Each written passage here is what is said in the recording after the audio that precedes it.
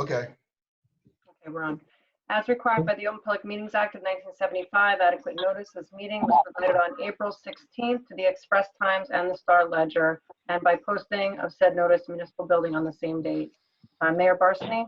Here. Mr. Beam? Here. Marqueta? Here. Ms. McDermott? Here. Mr. Perone? Here. And also with us today, John Mooney and Karen Fernaro.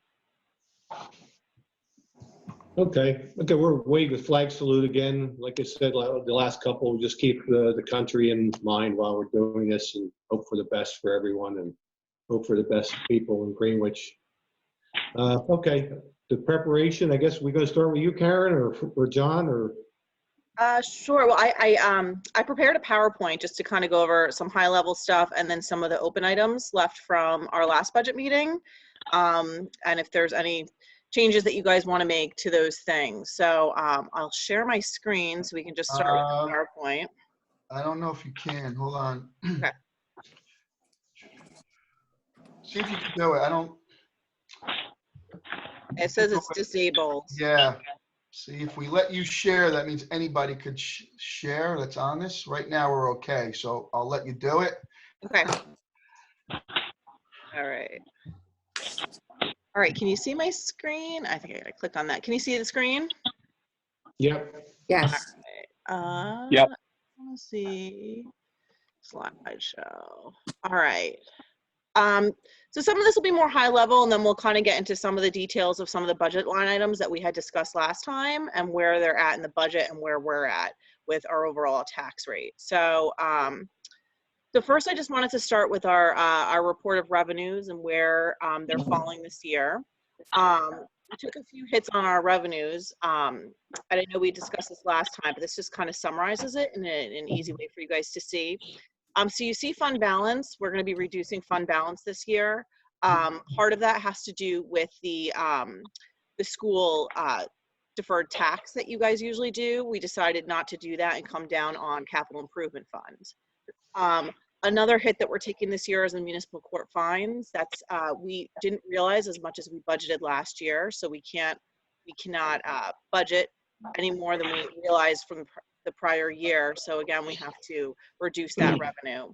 Same thing for the interest and cost on taxes. All the other ones are basically remaining pretty flat. Your energy receipts tax is $315,438. I believe that's going to remain the same. I'll have to check what was certified, but I think I did double check that. It is. For debt service is going down a little bit, but that's actually it's going up. It's actually going up this year, and that's also part of your debt plan. And then the open space trust fund, again, that's the due from open space is something, a cleanup from last year, and then the open space trust fund debt service, that's some debt that you pay for your open space that comes through the current funds.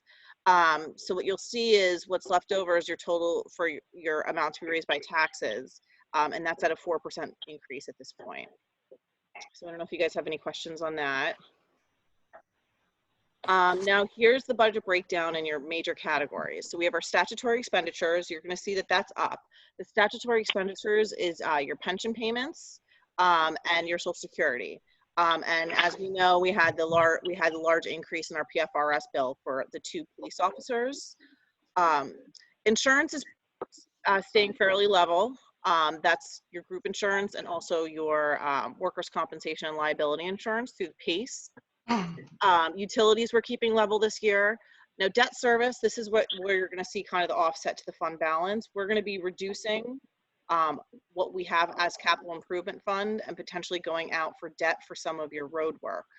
And we can go into that later and also go over some of the capital projects and make sure that we're all kind of on the same page. Police salary and wages. This is something that I actually had to, and I'm going to get into it in a little more detail. I had to adjust because what I found was what I had as the base salaries from 2019 salaries were actually the salaries from 2018. So in 2020, we're going to have to budget more than we initially anticipated because I don't believe the officers got raises in 2019. And I don't know if anyone could speak to that, because when I Well, took a no, look they at some of didn't the get- They didn't history. get them, but we're negotiating and they're going to end up getting back pay. And Kathleen was supposed to take out enough to cover at least like a 2.33% raise. So I believe that there was enough to cover it in 19, but when I took a look at the actual salaries, Mm-hmm. 1.385 is what we need in the budget for their actual salaries. Okay. So I can show my spreadsheet later. I don't know, I also had shared with everybody my budget worksheet.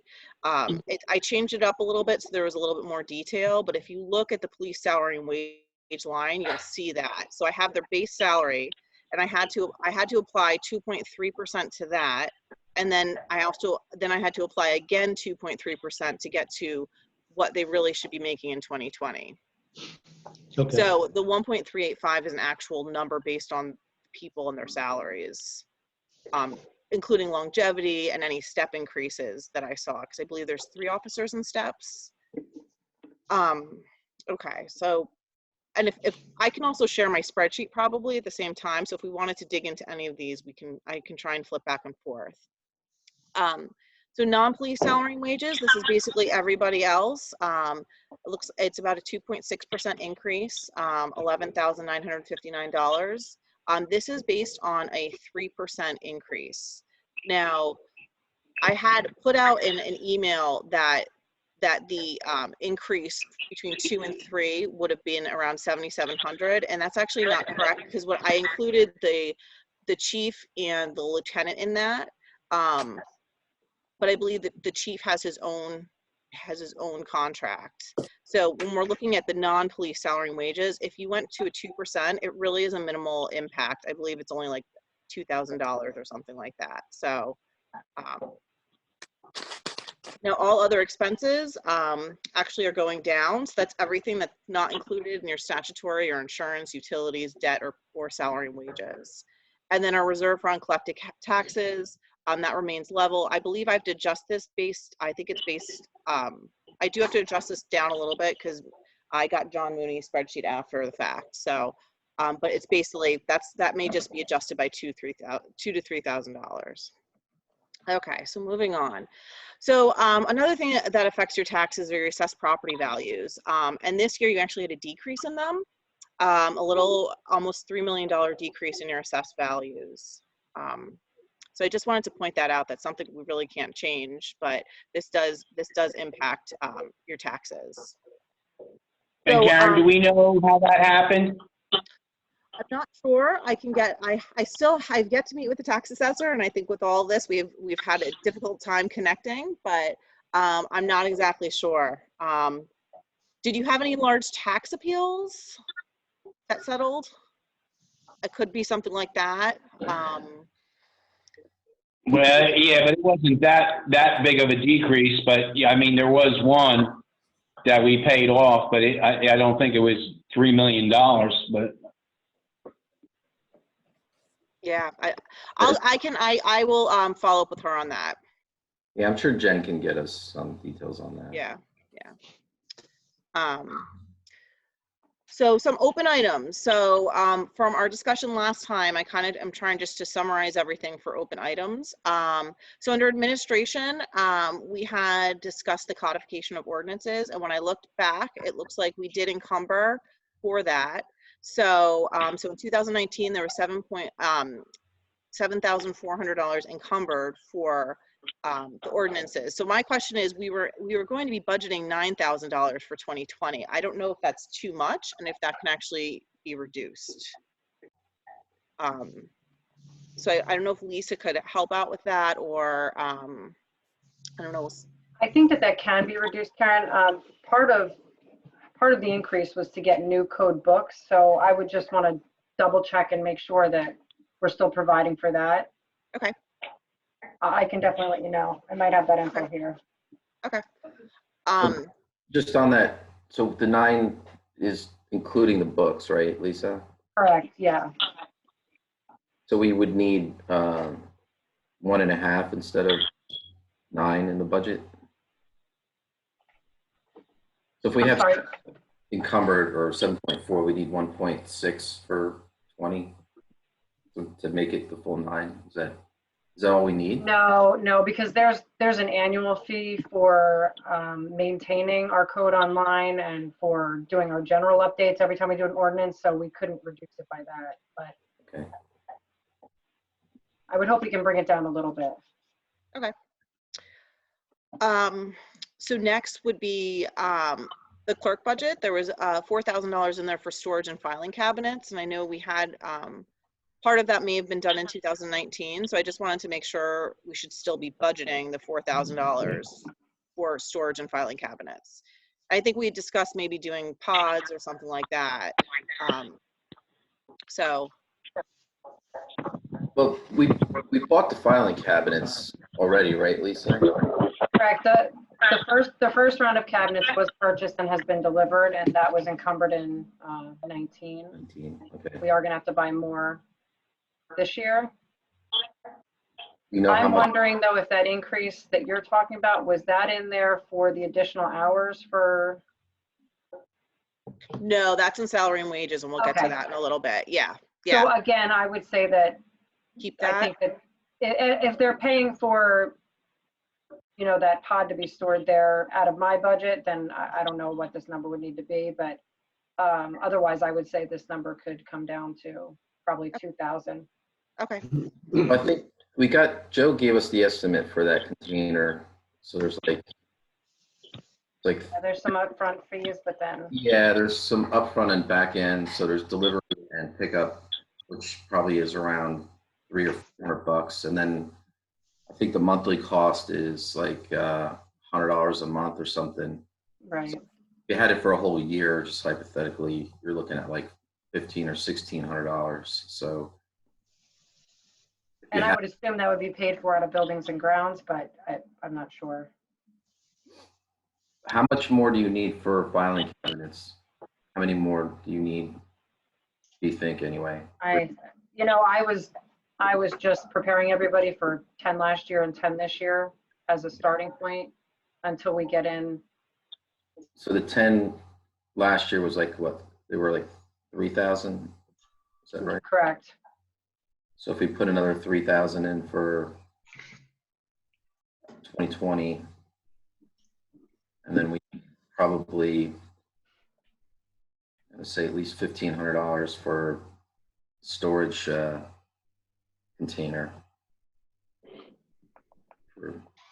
We need 1,500. You have 4,000 in there, so we have the total of those would be 4,500 actually.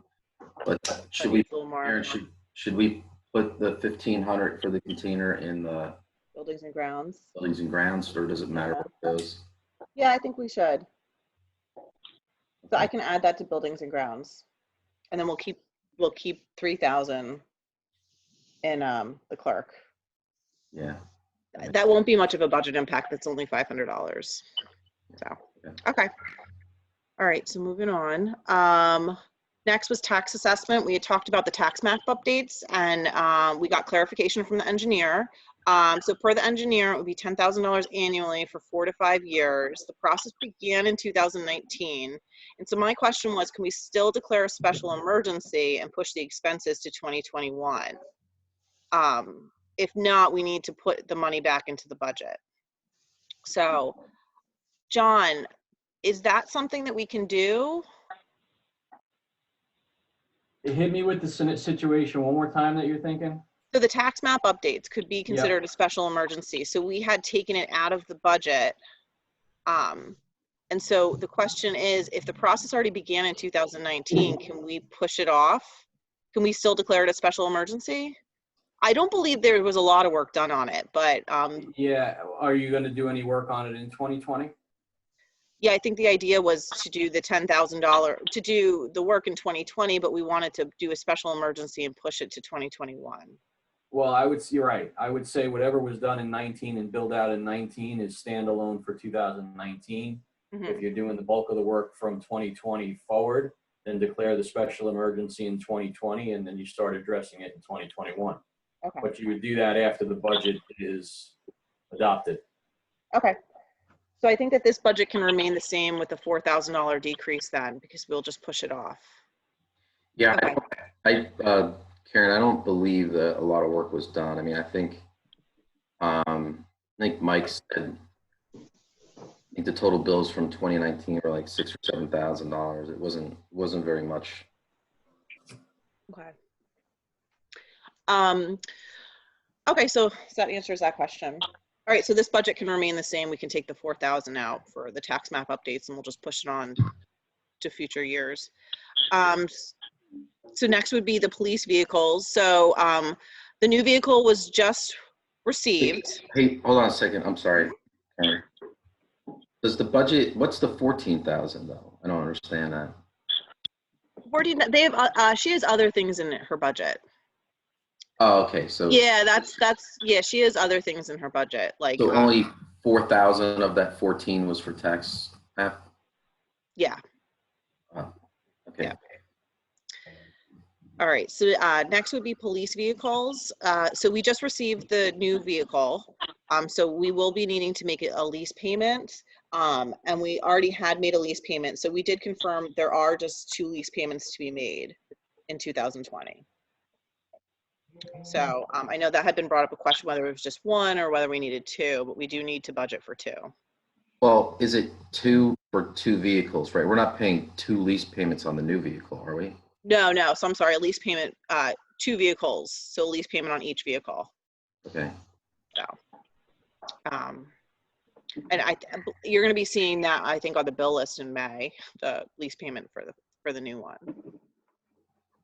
Next was the maintenance of parks. So there was discussion about open space. And so what we had done is we took $10,000 for lawn maintenance for the contract for Diamond Cut to be paid out of open space. And there were 3 parks that were identified as potentially considered open space. And I may be incorrect in this, but this is what I had in my notes: Municipal Complex, Stecker Park, Beatty Park. When we look back at the Diamond contract, that totaled to $17,325. So would you want to move more to open space is the question. Because we're only moving 10,000, but when you add up those contracts, it's actually more than the 10,000. Well, Stecker and Beatty can easily be moved. The municipal contract, I don't know what all the complex, I mean, if that's the park over on the other side and that little strip of grass in front, I mean, most of that should be able to be moved to open space too. But wasn't somebody supposed to check with the folks in Chester, what's that, Rio Tinto or whoever, that was approved? Because I know he had told me that it was, but somebody was supposed to check to be sure. I think Lisa, I think that we did check, right? While we were, I don't know, was it Greener by Design? I don't remember. Yeah, who it was. Yeah. Greener by Design, that's, yeah, Frank Pinto. Yeah, I think that they said it was okay. Correct. That's what I thought too, so. Yeah. So Karen, the 15,000 that's there, does that, how much of that is for the 3 parks that were listed here? So the 15,000, well, the $25,000 budget includes, I believe, 5,000 for some other things, and then the 20,000 for that contract. So I'm not exactly sure how it was split up in the past, but I believe that these parks were charged to this budget. What's in there now, though? I guess what's in 20? Is 2020 budget 15 grand, or is it still 25? No, it's 15 grand. So We removed 10 out. we already moved the 10. Right. Okay. Could In remove, total, it's still 25, but it's just being paid out of 2 different sources. yeah. So we could move another 7 out. All right. So the 15 will go down to 8. 8. Yeah. I don't know if you wanted to do that. I mean, they're all parks. Yeah. And if it's allowable for open space to pay for maintenance on parks, regardless if it was, you know, reserves or green acres, I particularly don't have a problem. I don't know how anyone else feels. Well, and it can be paid for out of the farm lease on an annual basis, is what Frank had said. So there should be no problem covering it. Yeah, that's true. Okay. So it sounds like it's okay to move another Anybody- 7. Anyone have Reduce any it by 7? objection? Yeah, does anyone have any objection to moving 7 out of the general budget into the open space for this? I'd move more. I would move more. If it's allowed and it's going to be covered by the leases, I'd move even more money than that. Well, we have 10 already in there. We're saying to make the full 17,000. We'd need to move an additional 7 is what we need.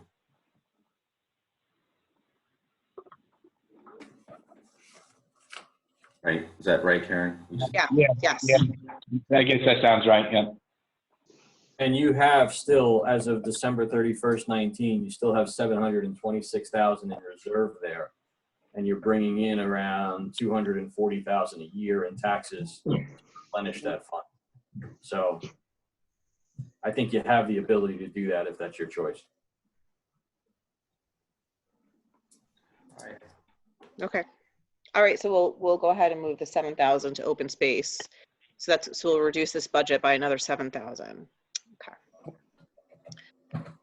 Next was the police salary and wages, which I kind of explained before. When I took the actual salary and wages of each officer and applied their steps and applied what their 2019 salary should be and what their 2020 salary should be based on a certain % increase. This is the actual budget number I got.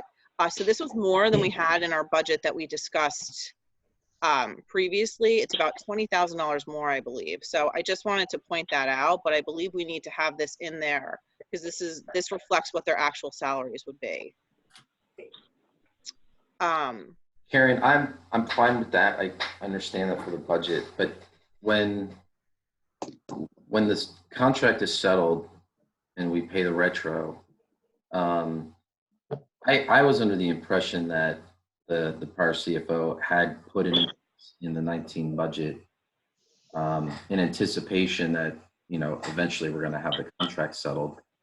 So we wouldn't have to take a hit to the 2020 budget for that 2019 year. So I thought this would be in your reserves right now. So you're saying it's not? No, so retro will be paid out of the reserves. And I see, what's difficult for me is to see what exactly made up that 2019 budget number, the 1.276. I don't have like spreadsheets or anything like that. So we did actually do a budget transfer also to make sure that we are going to have enough in reserves. So when there is a retro, it's going to be applied to 2019, and obviously part of it will be applied to 2020 for the 2020 salaries. But anything for 2019, we do have enough money in reserves, and we also did do a budget transfer for enough money in the reserves. But when I'm taking a look at the actual salaries, we're going to need the 1.385 to cover it. Yeah, I'm looking at your spreadsheet on a different computer, but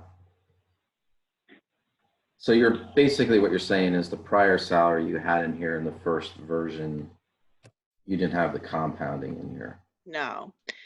And yeah, so because what all the officers are being paid right now is their 2018 rate. So I don't know if just money had been added to the 2019 budget, but when I'm actually looking at the salaries, this is what I need to put in.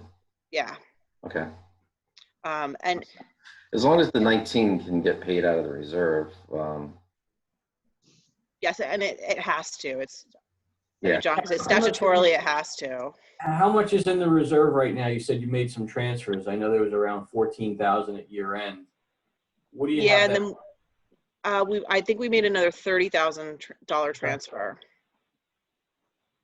So if you're up over 50,000, or around 50,000, you think that's enough to cover the 19 portion? Okay. It should be, yeah.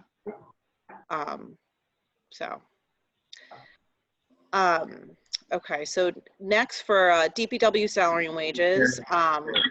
Yes. Sorry, before we move off that line, do we have We have in here the impact to overtime. Yeah, so I believe we reduced the overtime. No, I don't mean that as much as I mean the fact that we have the annual increase on 19 and 20 baked into the overtime rates. Are you talking about when they get their retro? Yeah. Yeah, that's all that's all incorporated. Okay. So.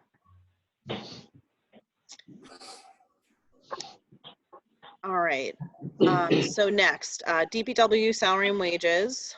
So again, the budget does not include the new hire or any of the impacts on insurance if we were to hire someone new. And I had sent a spreadsheet to everybody of what that impact of a new hire versus not would be. So the impact of a new hire, because you're going to have reduction in part-time staff, so total impact with health benefits, FICA, pension would be $38,510 that we would have to add back into this budget if you wanted to have that new hire. And then there was another question that got brought up, and I'm not sure, but I think that I'm budgeting enough for the part-time staff based on Joe's spreadsheets, but he may have needed additional money for part-time staff. So I don't know if we need to add any money into here for that.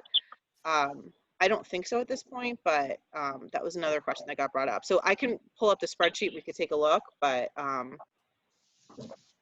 believe based on his scenarios, this is what it would be if we did not have a new hire.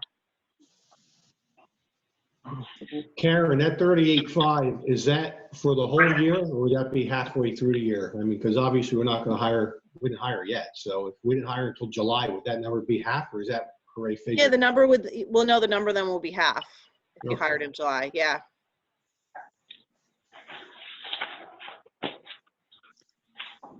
All right. Okay. So moving on. Well, do we need to, before we move on to that, do we need to discuss this further? I mean, Paul, I don't know if you had any discussions with Joe on this, but Well, yeah, we have had some discussions. I mean, he would certainly like another full-time person. I don't know that he's been pushing super hard on the subject matter one way or another. Joe, Again, Joe, are you there? Joe's on here. Yeah, he is on. Yes, I'm here. oh, good. Okay, there he is. So, Joe, this is your opportunity to plead your case. My opportunity to plead my case, huh? Yeah, fourth guy would be great. Get them extra hours and stuff, and the part-time staff.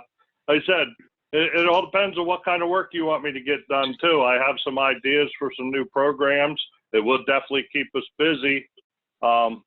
We got to think about getting bigger. We're starting to get more and more things going on here.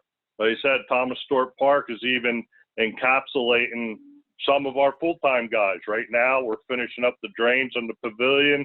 There's always going to be, building maintenance, building repairs, and stuff like that. Things that we are, you got grass cutting out there, you got a contractor, them prices are going to keep going up. My thought was if eventually everybody don't, and in the past it was, everybody thought the DPW just mowed grass.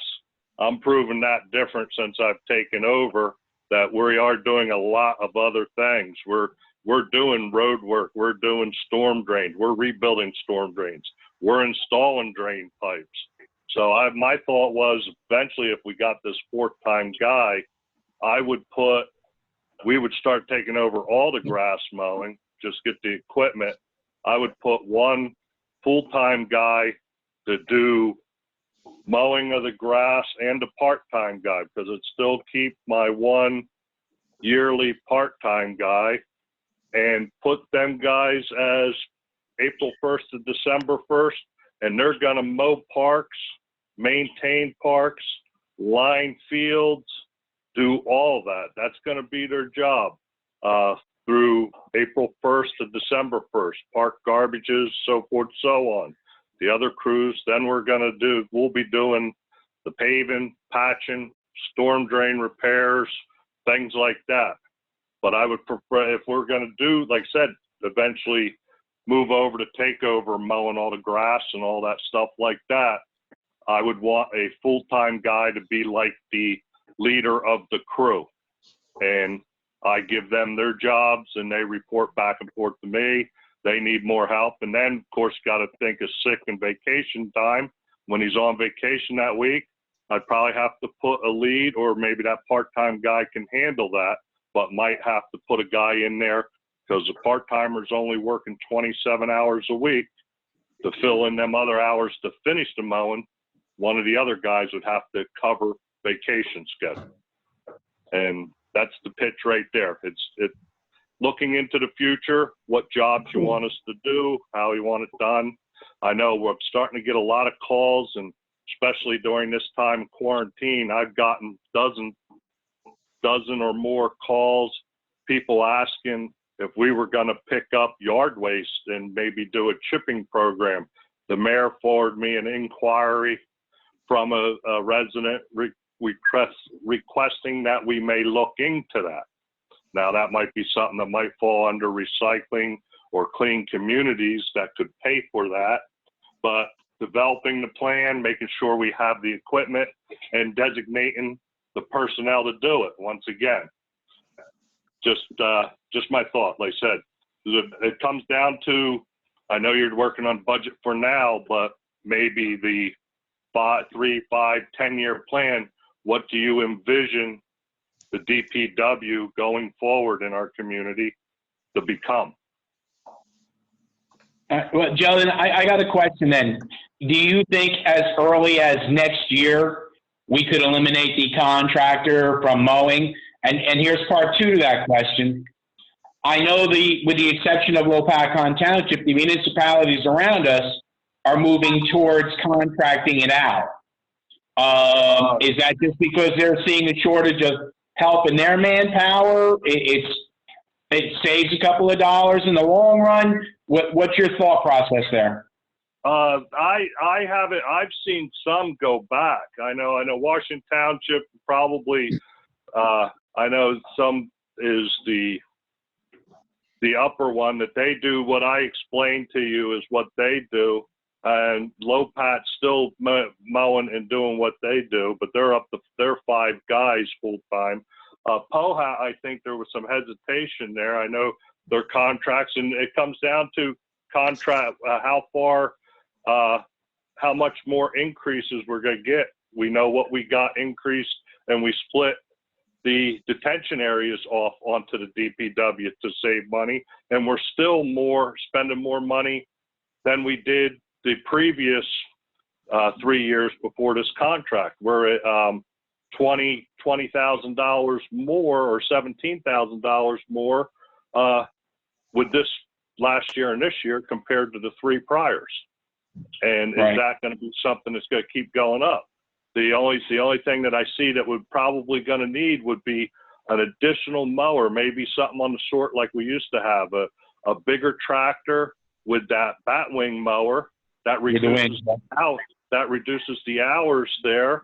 Probably going to be, and I'm going to say rough estimate of $40,000 to $60,000, because I don't know what the increases are. So that would be that 1 year's contract to buy that piece of equipment. We have the weed whackers.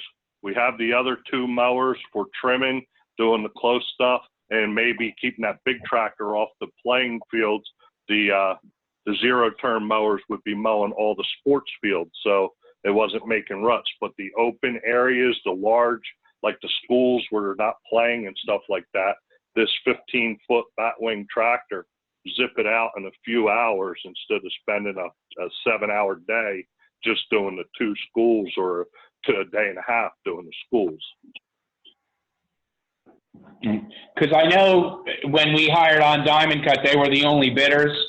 And unfortunately, well, it doesn't matter. Last year we had 2 other companies interested, but they got involved too late into the project.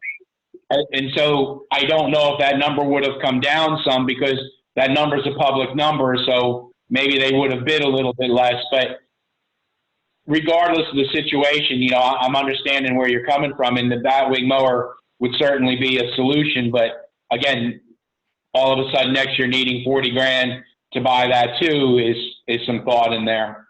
And as for the recycling part of this program, you know, I've been a big advocate of trying to do more for the community in the way of a green recycling program, hoping that once the firehouse was built that we'd be able to use the tree line for bulk. I would have no problem if it worked into our time schedule to doing a chipping and brushing late spring and fall. But again, that's something that you would have to build into as we go. So, all right, that's my comment right now. And once again, like I said, when we do look at that, is having the proper equipment. You know, right now I'm doing it in a dump truck, and I'm making a pretty big mess where we do the chipping and stuff. So we'd have to start looking into, like I said, either the truck with the chipping box on it that helps contain it and hold it and stuff like that. Right, understood.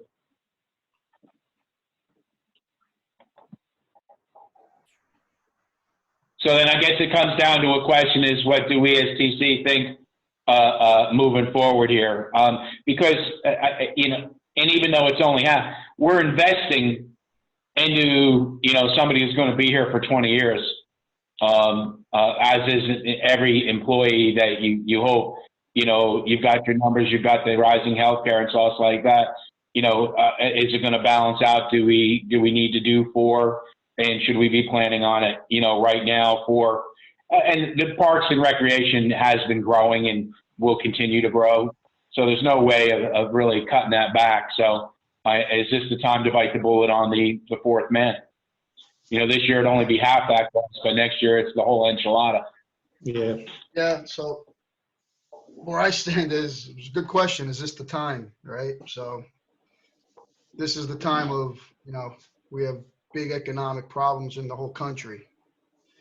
Everybody's aware of furloughs and layoffs, and who knows when we're going to even bounce back. When we're going to bounce back, people are in some trouble. So I would say, my opinion is, if we could hold off and look at this next year. I mean, I don't think we should be at this point adding anybody to the township payroll with the way the economy's going. And we just saw already that we have a decrease in the tax revenues coming in because of assessments, and it's just my 2 cents.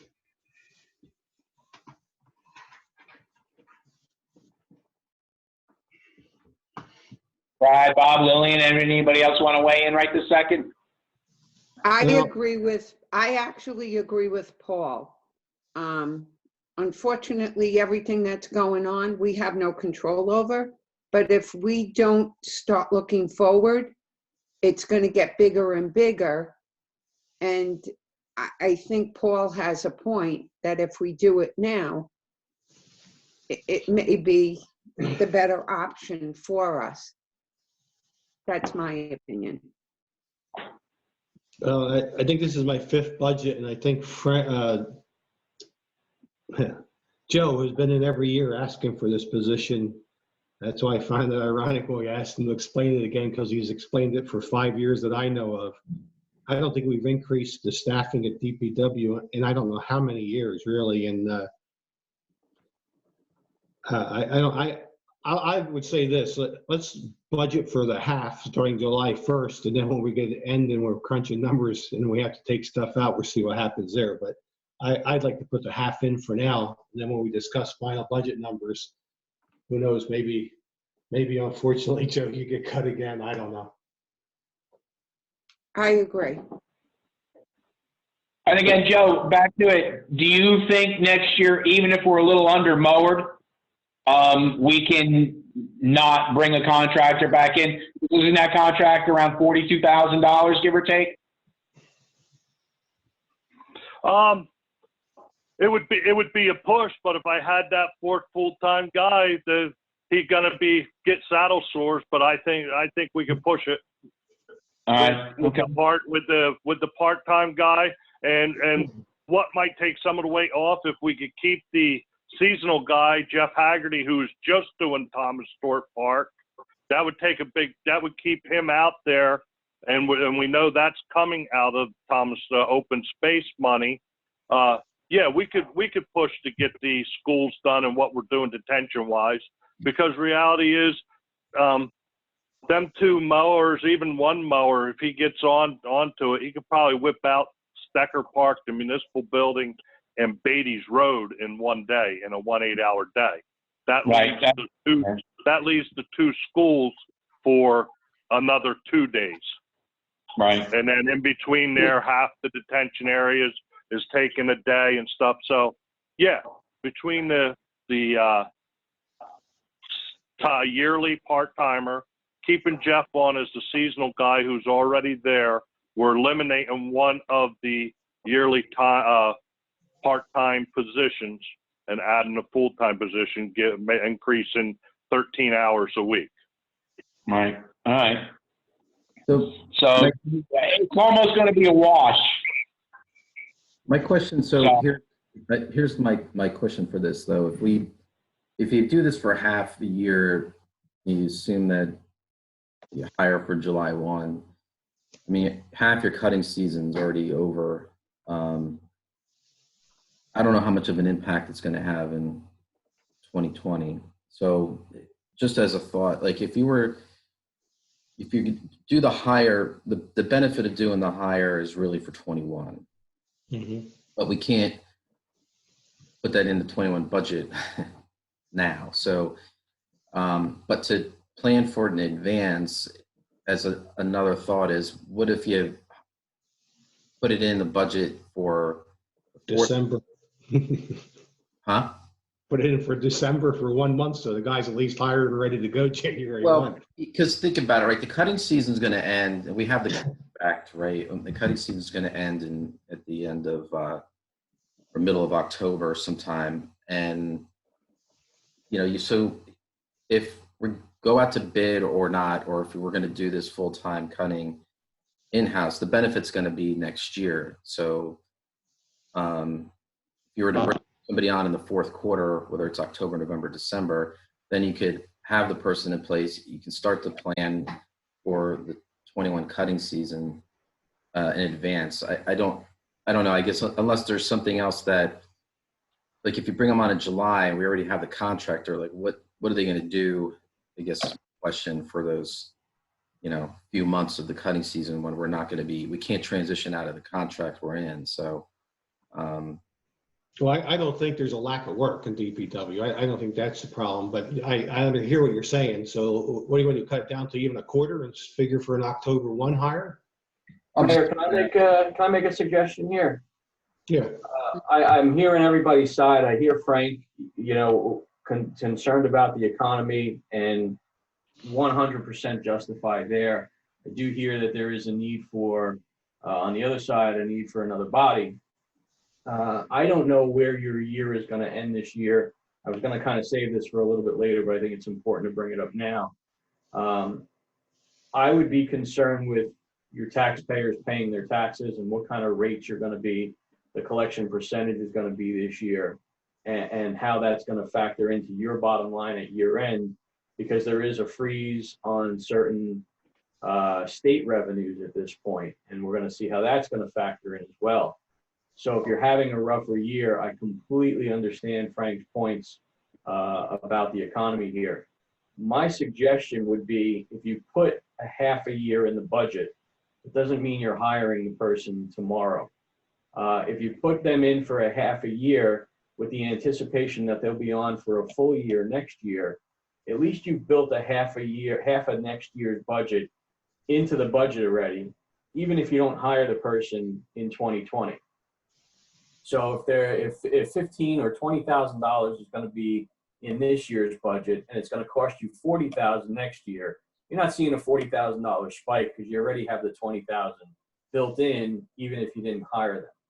And if you got into a situation where you're looking, I would recommend that you talk to your tax collector and ask them to give you month-by-month breakdowns of collections for the last 2 years, and then also this year, so you can track the trends of if taxes are coming in or not. We anticipate that January and February are going to look good, but we're curious to see what the collection rate is in March, April, and May compared to last year's and the year before's. And if you start seeing a big decline in that, you might want to hold off on hiring somebody, but you do have the funds built into the budget. John, on that note, then, when I think it was on one of the first slides Karen showed on the reserve for uncollected taxes, I mean, should we be raising that reserve then? That reserve should remain steady or go up each year. Even if your tax collection and your tax collection is very good in your town. You have one of the better ones that I see amongst all of my municipalities. I think you're at a little over 98% this year. If you didn't collect $1 million, you'd be down to 97%. So there's a big number will make that go down 1%.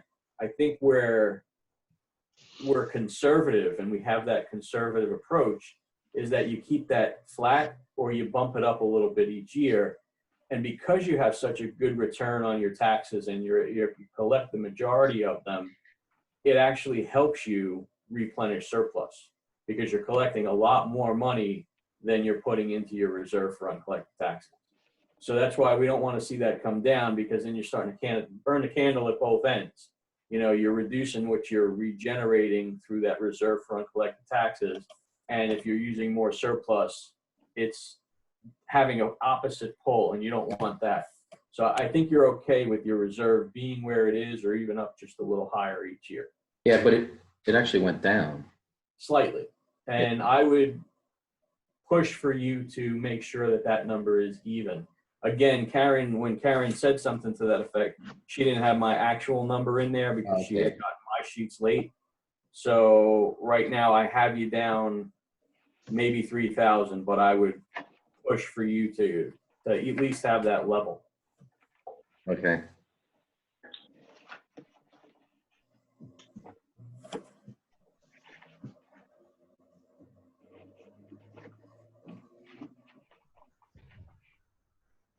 So where does that leave us on this then? So John, you're saying if you put it in, if you don't use it, at least it's in the budget. And then if you did want to put it in for 20, the difference year over year is only half as much instead of the full amount. Exactly. And if you get into a situation where your collection percent just completely tanks, which we all hope it doesn't, but we still don't know where it's at. If you not only could you have that in your budget, but you can cancel it before year end and send it back to fund balance to help your fund balance at year end. But I don't think you're in that position, and I hope that you don't get into that position.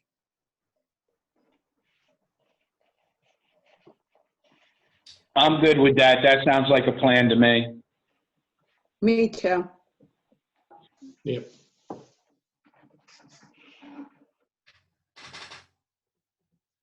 Yeah, I'm fine with that. I guess it's just going to be the hiring decision. What you're saying is, and I guess we have to all agree, is any hiring decision is going to be based on how these tax collections look. That's what I would recommend. And if the collections are falling, which I think there's probably a reasonable expectation that they're probably going to be worse this year. I thought that's what the resolution for the TANs was, to help us if we needed it for cash flow. Is that not, am I misinterpreting that, or? That's for cash flow, but that won't help, you know, your revenues that are coming in affect your surplus. So we could be looking at a rougher surplus this year. Cash and surplus, quite frankly, are two different things. You need cash to pay the bills, by all means, go out and get TANs. And in looking at, again, Greenwich is in a lot, and I told Karen before the meeting started that I did have good news. Greenwich is not in a bad shape. You've put yourself in a really good position over the last few years. Your total cash at the end of 2019 amongst all funds is $8.5 million. So if you had to borrow, you know, if it got down to a position where, you know, you thought you were going to run out of money or cash in the current fund, you could borrow from sewer operating, you can borrow from your other trust funds. You'd have to give it back, and we would hope that you would give it back before the end of the year, but you can create those inter funds if you don't feel like going out for the TAN. you're sitting at just under $4 million in the current fund for at the end of the year last year. What? So I think you're in a much better, you are in a much better position than most of my other towns and a lot of towns in your neighboring areas. And I don't know if you're necessarily going to need it or not, but it's still a good tool to have in case you do need it. Yeah, I'm just asking another question, John, and I know we don't want to have make this a 5-hour meeting like last time. So I didn't know that. I didn't realize that to fund current operations, you could borrow from your other trust accounts. So are there limitations on which ones you can borrow from? So could you borrow cash from Open Space? Can you borrow cash from COA? You can, well, yes. The only one I wouldn't borrow money from is your developer's escrow because there's interest generating there. That would be the last ditch option for you to borrow against. But what happens is when you borrow against it, all right, it will sit on your balance sheet and we know that the money has to go back. Right. So you have to send those interfunds back when the money starts to flow back in. You send the money back to where you borrowed it from. It could hurt your fund balance position if you're sending money from current to the other funds to keep them whole, but that's not the case here. So if anything, you'd be borrowing from other funds to help the current fund out. But again, you're sitting at $4 million at year end. I don't know where it is now, and I don't know what your collections are looking like right now. So I'm concerned with collections and I'm concerned with the state aid. Okay. All the other revenues, I think you'll be fine with. I don't necessarily know if you're going to hit your court revenue because courts have been closed and we see about a 6-month period where court revenues are going to be really, really thin. So with your new court contract, with the way revenues were down last year, and now with this, that's the only one that I think that you will not hit on. All the other ones, they're either grant funds or they're coming from other funds or they're state revenues, which we don't know how the state's going to handle that, but we'll see. But the bottom line, John, if it's in the budget, it's in the tax rate. Yeah, yes, it is. That's my concern. So, Well, if it's in the budget, it's in the tax rate. Yeah. Again, even if people aren't paying their taxes this year, they're still going to be delinquent.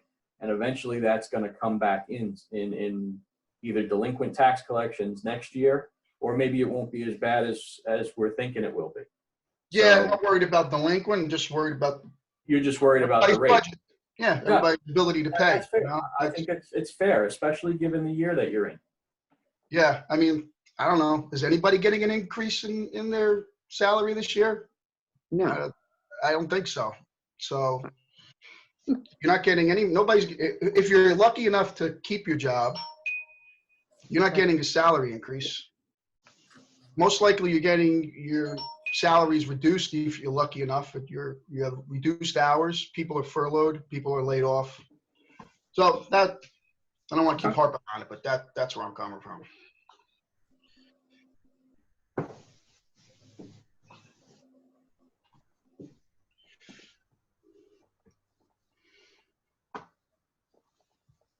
Who's mediating? I'll leave it to you, Bob. Well, I think we also have to look at history with our township. I mean, we've gone quite a few years without giving raises too. So, the past always comes back to haunt you as well.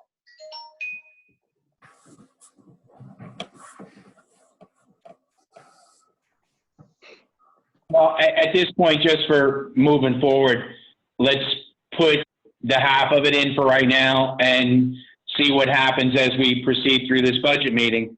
Because somewhere along the line there, we're going to have a conversation about bonding $1 million for roads. And I know that there's money attached to the bond. So that conversation is going to come up at some point here. Right, Joe?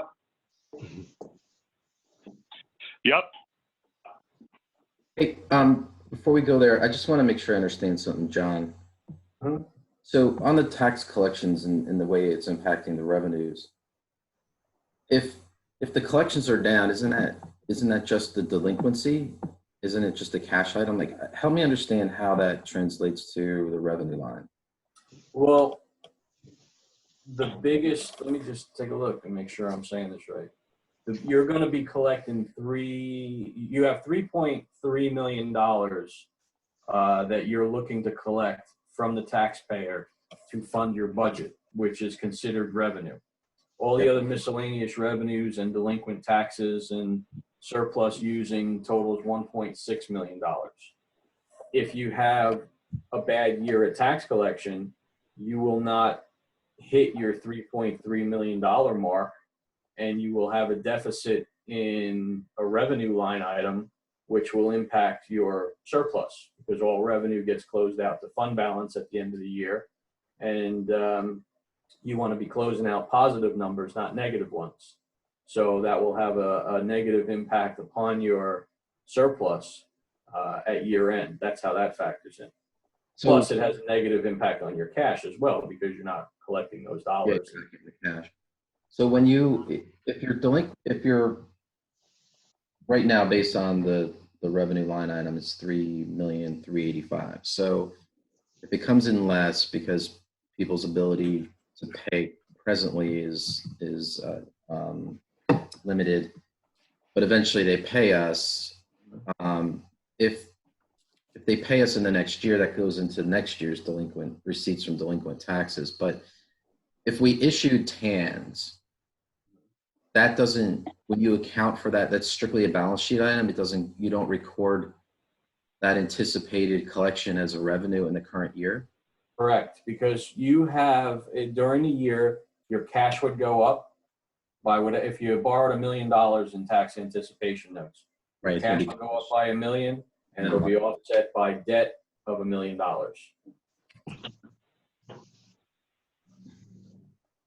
And then when you pay it off next, you say more money flows in, you have the money to pay it off, you turn around, reduce cash, you reduce your liability.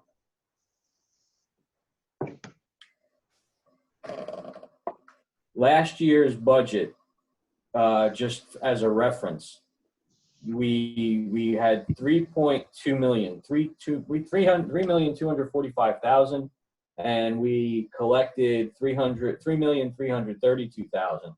So you collected 87,000 more than anticipated. And that has to do with, because we factor in the reserve for uncollected taxes as well.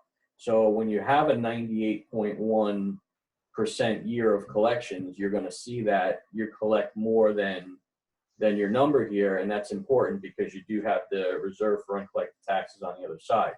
So when we close out the year, 87,000 went right back to the bottom line to help out your surplus. Do we know if any of that additional money that was collected in 19, did any of that have to do with the changes on salt, or was that all 18? I can't remember when that happened. No, that goes back. That's because that would sit in prepaid, and that was applied in 2018. It was 18, all right. Yeah, remember when that was our problem? That was a good problem to have. What do we do with all the money that we're getting in advance? They couldn't deduct it anyway. All right. Sorry, I just wanted to make sure I understood that. No, that's quite all right. That's why I'm here. That's why Karen's here too. She would have said the same thing. All right. So Frank texted me. I think he said he got dropped, so he was trying to reconnect. I don't know if he got back on or not. But I'm back. there he is. Can you hear me? Yes. Yeah. Yes. All right. That was all I had on that topic. Okay, so we're going to keep 20 in for now for this position and see how the rest of the discussion goes. All right, so I'll move on. Next open item is the non-police salary and wages. So right now the current budget has a 3% increase. If we were to reduce this by 2% increase, it would be approximately $2,800 that we would see as a reduction in the budget. This line item also includes if the individual who's taking the classes for deputy registrar passes her exam, she would get a 50% increase. We're going to roll that into her hourly rate. So that would an annual estimate of $780 increase. in her She did salary. in fact pass. Oh, she did. Oh, so that's great. Okay. So, so that's part of this number here too. And also for the clerk salary and wages, it does include a $5,000 for the records work, the additional time for that work. So, so I don't know which way you want it to go, whether you want to go with a 3% increase, a 2% increase. But this just gives you an idea of what's included in that number there. And if you did go with 2%, it would be approximately $2,800 budget decrease in what we currently have.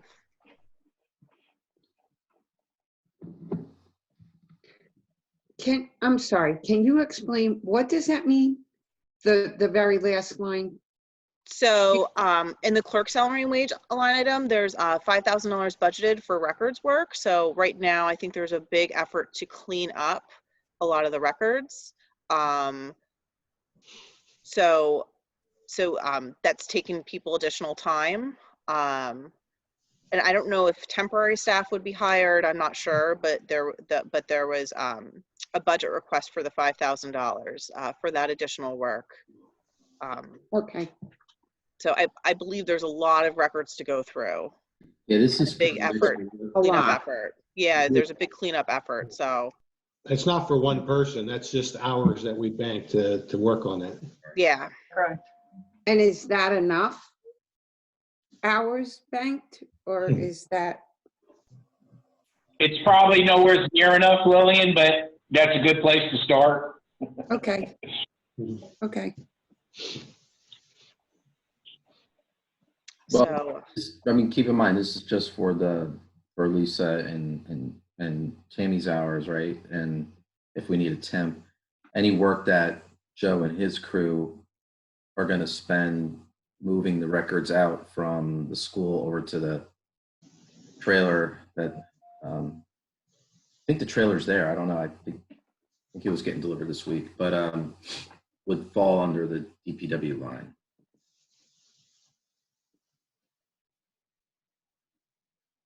So Oh. this is for all the work that has to go through reviewing the records, determining which ones can be disposed, boxing them,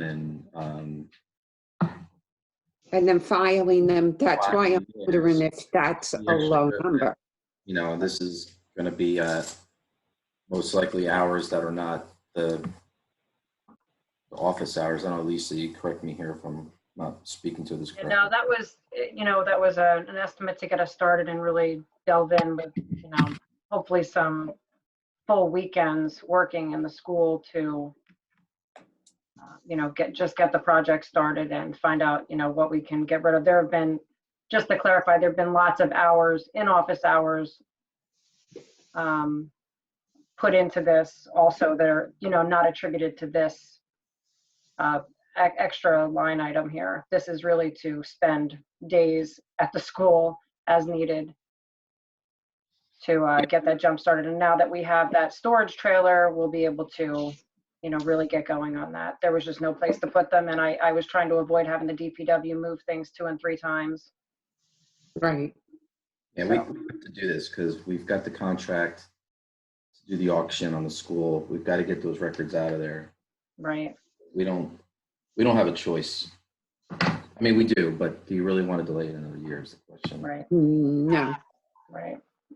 Well, and I think we've already, Joe and the guys were able to spend a rain day moving everything out of my filing room that we had already gone through.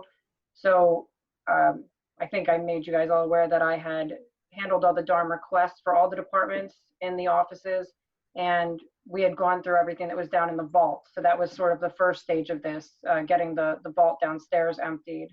And I'm going to guess that 45 cubic feet or so were disposed of by Joe and the guys last week. So it's a small start, but we're getting there one room at a time. So. Good.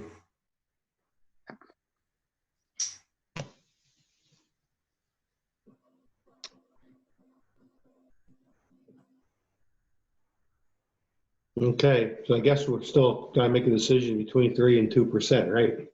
Yes.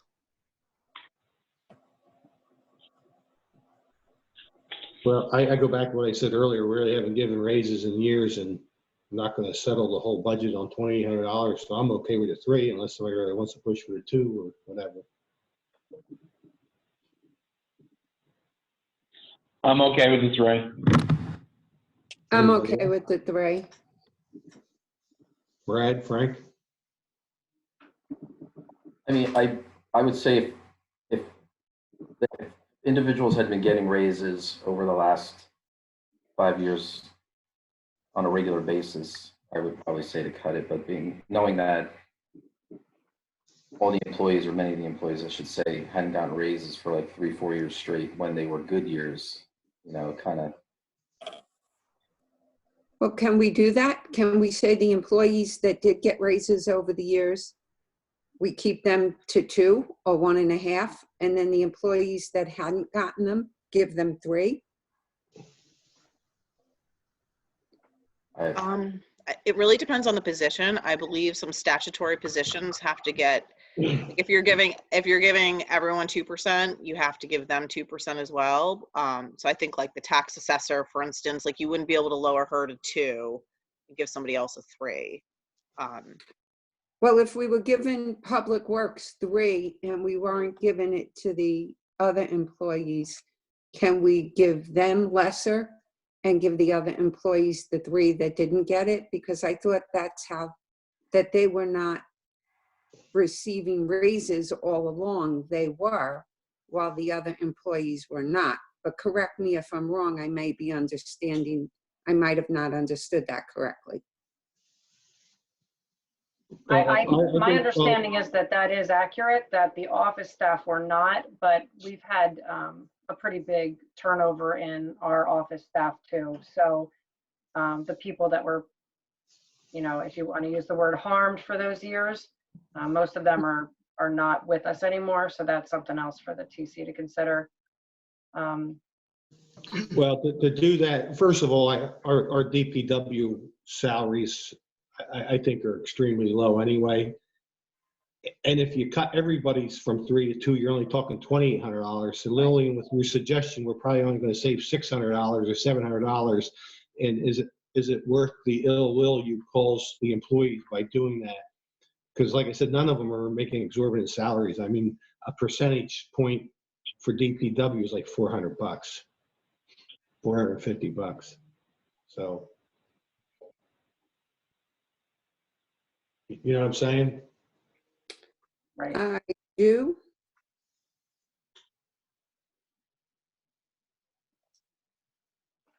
Anybody else? Any suggestions?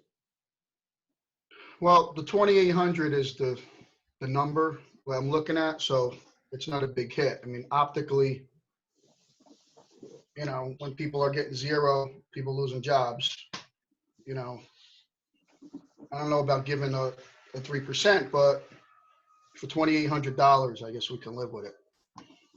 It's just, it's a tough thing to get your arms around, because most people are getting 0, even if they have a job. So I know it's tough because I don't want anybody to not get an increase, obviously. But nobody out there is getting an increase. So $2,800, it's not worth the discussion, in my opinion. I mean, it's $2,800. So I'm okay with it. I'm okay with it.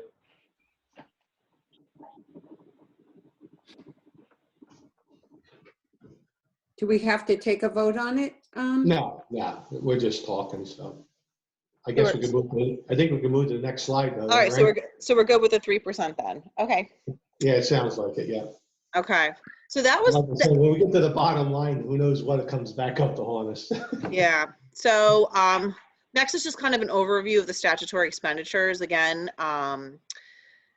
we took a large hit with the PFRS, which was a big budget impact for our statutory expenditures.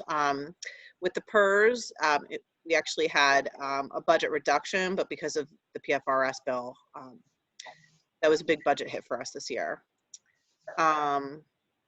Utilities, we're keeping level. I know we previously discussed this. I'm just rearranging some of it based on the actual, how expenses are. Insurance, insurance premiums, that's our workers' comp and general liability through PACE, which is the JIF that we're Karen, part before of. you go too far, Sure. let's go back to the utilities. Sure. What did we do that cost a $4,000 increase in telephone? So there wasn't, so the way that the utilities were built into the budget didn't actually align very well with the expenses. So I'm just realigning the expenses here. I don't have a breakdown of the expense. Let me look at my sheet here for what we spent in telephone last year. Hold on one second. I think I would have to flip to my spreadsheet to see, but I believe that I'm trying to bring this more in line with what the expenses are. So it doesn't necessarily mean that we spent more. It's just the way the budget's broken down. If that makes sense. All right. No, yep, it does. Okay. And going forward, Karen, we're gonna show that on one line for total utilities, correct? Yeah. Okay. It'll Karen, just I'm- help with budget I transfers. thought we had that conversation. I just wanted to make sure that's how you wanted it this year. Yeah, it's just easier with budget transfers. Fair enough. You're gonna, just hold on, you're gonna budget it in one line, just utility line? Yeah, because what happens is, this way I don't have to put a resolution when I'm moving money between electricity and street lighting. I'm looking at your spreadsheet. It looks like it was about $19,500 expended last year For a phone. for telephone.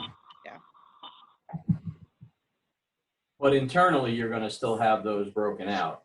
Yes. Yep. Okay. Just- Yeah. Because what I found, especially with gasoline, it can tend to be a little volatile. So if you're having a great year, because maybe you don't have as many snowstorms, or because of the price fluctuations, and you're going up in electricity, you can take from your gas line item. It's just how it just is easier if it's one line item.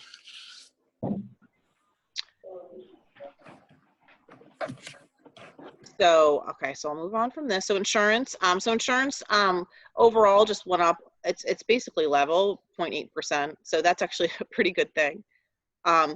We may have to adjust the group insurance line item though for the new hire. But again, that's part of the 20K that we're going to be adding back into the budget. So debt service and capital improvement fund. So your debt service is remaining basically level. The only thing that's gone down is your bond anticipation note interest. And the other big piece here would be the capital improvement fund. And the reason for this is from our previous discussions is maybe moving some of those projects that we were gonna fund in cash in this year's budget through some capital reserves, through some old capital improvement fund balance, or from your capital improvement fund balance or your capital fund balance. And also maybe going out for debt on some of the roads, on our road projects. So removing that out, it's able to offset some of the revenue decreases that we had, as well as some of our operational expense increases. So I'm gonna we'll go delve into the capital projects now. This is what I had left from the discussion last time. It looks like we had the DPW backhoe. We had already reserved a portion of that, in half of it, through capital improvement fund last year. So we'll use more capital reserves for the 56,000, so we can make that purchase now, because I believe it's around 110,000, something like that. The buildings and bay door aprons, we're going to pay out of capital reserves, and then the e-ticketing for the police department out of capital reserves. And then the road improvements, the 307,500, that was for the improvements that I believe are along, I guess water mains are getting, you need to fix the roads around where water mains are getting fixed. And then we have the DOT matches, which also includes Rich Line. So those are your 3 DOT matches for Richline, Washington, and I believe Dumont. And we were going to look to go out to debt for that. So that's what I have. I don't know if I'm missing anything, because I did hear a comment before that we were going to be bonding $1 million in roads. So I don't know if this is something you guys want to discuss, what we want to do here. Well, when we discussed it last time, right, we had the road improvement and the DOT matches in the budget, and that's how the initial budget increase was like 13 or 14% or something crazy. So obviously we said we can't do that. We're going to pull it out to issue bonds so that we could pay this over a period of time. So we've got to do the road improvement. We have to do the DOT matches. You know, we can't not do these. You know, I think anything else on this list is discretionary to some degree, although I don't believe that e-ticketing and the door aprons are really a big deal. I think we should commit to those. And I mean, as far as the backhoe, we already made the commitment last year, so I think we need to honor that, and it's needed. That backhoe is in terrible shape. So I think the way you're laying it out is how we discussed it last time.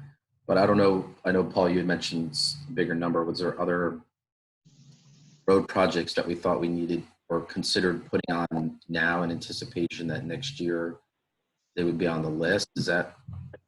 Well, I'll let Joe, he's probably got the paper in front of him. A couple of years ago, we had laid out a program that was already laid out which roads were worse to better and so on and so forth. Just to put us back onto track through 2020, it came out to be $968,000 just to get us to where we thought we could be moving forward each and every year. Joe, I'm going to let you take it from there, and you can bring everybody up to speed as to what that was. Yeah, sure, Paul. Like I said, after the last budget meeting, we talked about putting together and was hoping to get all the roads caught up under a capital bond. But the unfortunate thing, the report that I referred to that Mike developed from former committee was done in 2014, where the Morris County Co-op and a couple other options were used to overlay the roads, hot in place they looked at, and it used different mechanisms to pave the road at different rates. The unfortunate thing is asphalt went up. I think back in 2014, we were buying it and putting it down in the Morris County Co-op for less than $50 a ton. New Morris County Co-op numbers for 2020 is $74 and some change a ton, including milling. All the roads I figured out to do a 2-inch milling minimum and a 2-inch overlay replacement. And the milling costs have gone up. I don't have the sheet, but it's cents per square yard. And that's why it only catches us up as Mike put together, and we worked on a process of how many roads per year would at that $900,000. And granted, in 2014, to redo all the roads and the processes put out, we were at 1.3 million it would have cost to do all the roads. Lo and behold, 6 years later, now we're only getting about half of them done for $900,000, or a little over half. I'd say about 60 to 65% of all the township-owned roads. That was a big can that got kicked. Well, after we do the roads this year, we're going to do all the Pace Setter, Washington, Dumont, Launch Tower. If we did Richline, where does that put us the end of this year as far as what's not complete by 2020 that we had on the plan. Because we, keep in mind, we did roads last year that weren't, scheduled because we shifted gears. So that helped. So if we're doing all these roads now, where does that put us at the end of 2020? Are we back on track, or are you saying we're still behind? And I don't mean from a cost perspective, I'm saying from a miles of roads and which ones were on the list of needing it the most. It keeps us way behind, but I think Joe has more information on it. He can tell you better. I guess let me think about it a different way. So Karen, and John, if we to do a bond for these capital items, everything has to be, you have to have it in the capital plan, right? And then you have to itemize the capital items in the request. Is that correct? Go ahead. You can amend your capital plan though. So you can put, at this point, you can put what you think you're gonna do. And then when you pass your ordinance, if it changes, you amend your capital budget that way. You just wanna make sure that you have enough in the budget for a 5% down payment or in your reserves. And it looks like you would have enough for $1 million, but my question is, the 300,000 in road improvements that's listed on this sheet, is that included in that $900,000 figure? Or is the $900,000 on top of the DOT projects and the road improvements that for that water main area? Yeah, I don't know the answer to that. I don't know if Joe. Yeah. Joe, do you have the answer for that? I think we need to look at the list of roads that we had prioritized, right? Did we lose Joe? We must have. We might have, yeah. Frank, you there yet? Did we lose Frank too? So 5% of $1 million Frank is $50,000. So as long as we can make sure that we have $50,000 between these projects, then I think we could save the discussion for capital a little later. The only difference is you don't want to hold up your DOT projects. We need to pass an ordinance for those. So we would have to figure out the roads sooner than later. Also, timing wise, with ordinances, you want to make sure you have enough time then to actually pave the roads if you want to get it done this year. And just, I tell you what, Karen nailed everything right there. I don't know why you even need me on these calls. I'm happy to be here. Just to give you a number background and where you're at, you ended the year with about 130,000 in capital improvement fund. To that, you're adding 69,000 in this year's budget to bring you to 199. If you take the backhoe out of that at 110,000, it'll put you down to about 89,000, and that's what you have for down payment money. So if you went out for $1 million bond, like Karen had said, you needed at least 50,000 for the down payment. You have 89, so you're good to go. The other items on that list, I would be pulling. I'd do a resolution to buy the bay doors and the e-ticketing. I would take that money directly from capital fund balance and have your fund balance pay for those items. You have about 112,000 in capital fund balance. The difference is you can't use fund balance to as down payment on any kind of debt that you go out and get.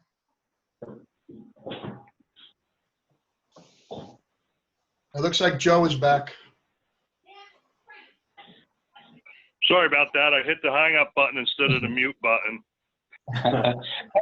Joe, the big question we have here is the road improvement for Washington, Rick Line and everything. Our DOT matching number is 132. And then we have 307,500 towards pace setters. The sheet that you and I looked over and reviewed which if I remember right was around $960,000. Did that include pay setters or was that on top of pay setters? I believe that number was outside of the pace setters. Yeah, that's what I thought too. Yeah, that's what I Because thought. I didn't include it. I didn't take them roads because we figured they were going to already be done. Right, that's what I thought. So in theory, if we were to bond the whole thing, you're at 1.4 now, not 1, or we're going to have to cut back on what is scheduled to be done and not do it to do that. The only thing that I've got to say on the subject matter, though, is, again, we haven't left ourselves in a position to keep moving forward and getting this road situation remedied at all. And, you know, how long does it take to pay back a $1 million bond? I mean, what's that, 5, 7, 10 years? You know, so we wouldn't be thinking about doing any more road improvement for 10 years because it's not like we have money built into our budget to continue road improvement programs. So, John, what's it take about, those bonds are typically 10 years, or Jim? It depends. It's John. I don't know why it says Jim up there. All right, yeah, I saw it, and I just saw John. I was like, what the heck? Yeah, I changed my name during the crisis here. It depends on how you approach it. If you get temporary bonds, which are considered bond anticipation notes, they have a 10-year payback period. That's how all your debt, well, it's how the majority of your debt is structured right now. We're paying off things over the 10-year period. You'd be doing the same thing if you got bans for the roads for this. My suggestion at some point would be to take all of your temporary debt and roll it into a serial bond, and then they take the average useful life of everything you're bonding, and that's how many years you have to pay it off. You know, so they factor in what the average useful life of the roads is versus a police SUV, if that's part of the bond and all that. So they'll factor it in, and that'll be your payback period. And that's where bond counsel comes in huge, because they got their finger on the pulse of the bond markets, and it might suit you to lock in now for interest rates over the next 15 years because they're at historic lows. Even though they have been fluctuating a lot lately, still locking in at really low interest rates. So if you did pay it back over a 10-year period, like you're asking, does that mean that you don't do any more roads? Well, if those roads that you're going to do with this $1 million bond or $1.4 million bond, if those are the ones that you were going to do over the next 5 years, well, then we have the discussion 5 years from now is what's the next 5 years, and could we go out and do another road bond? You know, what kind of position are we in the town, and what does our debt look like? So, you know, you are addressing, and you have been addressing your road improvements since I've been here, since 2015's budget. You've been addressing road improvements, and you're one of the towns that makes sure it has money in the budget, significant money in the budget year after year. You know, to the point where if you're looking at over the next 5 years and you're taking all those roads and you were going to do them now, I think it would provide you with some savings as well, because like you say, the asphalt is not going down, it's going up. So if it's going to cost you $75 a ton this year, you know, 4 years from now, is it going to be up to $100 a ton? Well, if you did everything now, you'd be saving yourself that money, or the project will come in cheaper than it would 4 or 5 years from now. So a lot to consider, and that's why, you know, I always say it's your budget. You guys that vote for it, we just lay out your options. Right. And I know that you said you've been putting money away and doing road projects, and I think Brad had already figured out the number, but unfortunately, we were still only doing half the roads that needed to be done each year. So even though we've done road improvement for the last 5 years, we've only done half of what we've needed to do. Yep. So, you know, again, it's a problem, and moving forward to continue. I mean, I don't think there's anything that's horrible out there, but you can certainly see some roads in the near future that are going to get horrible.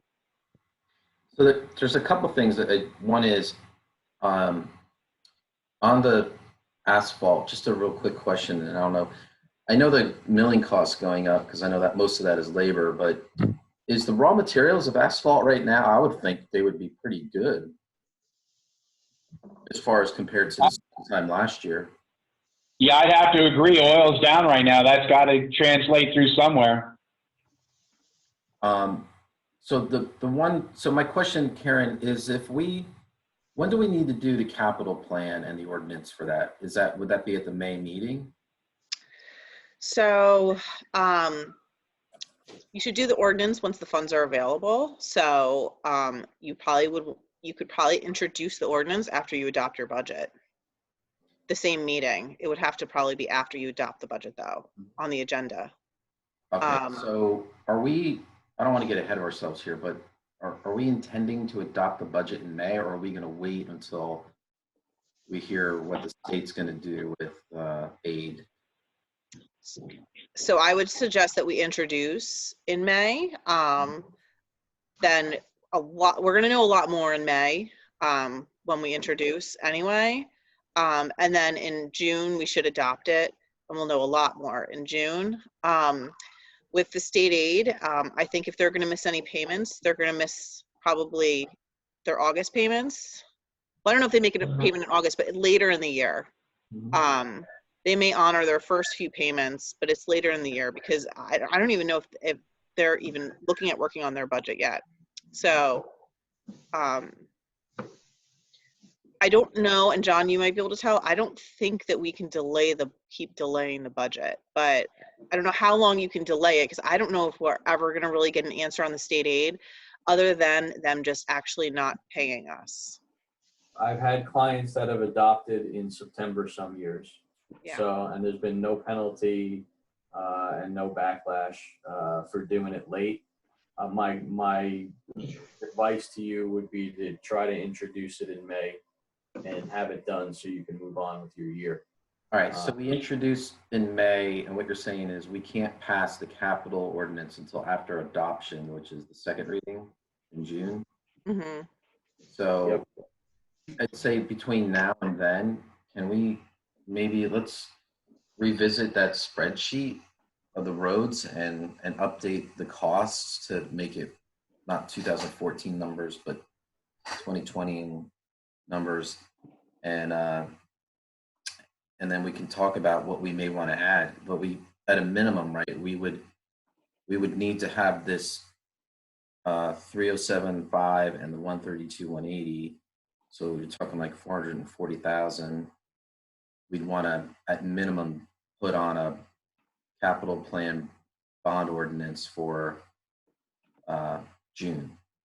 And if we want to, there's other roads that we want to add to it for 2020, we need to take a look at which ones. The other thing I wanted to mention on that is, although that would be bonded and we have to do the 5% down, we don't know if we can even get the road work done in 2020.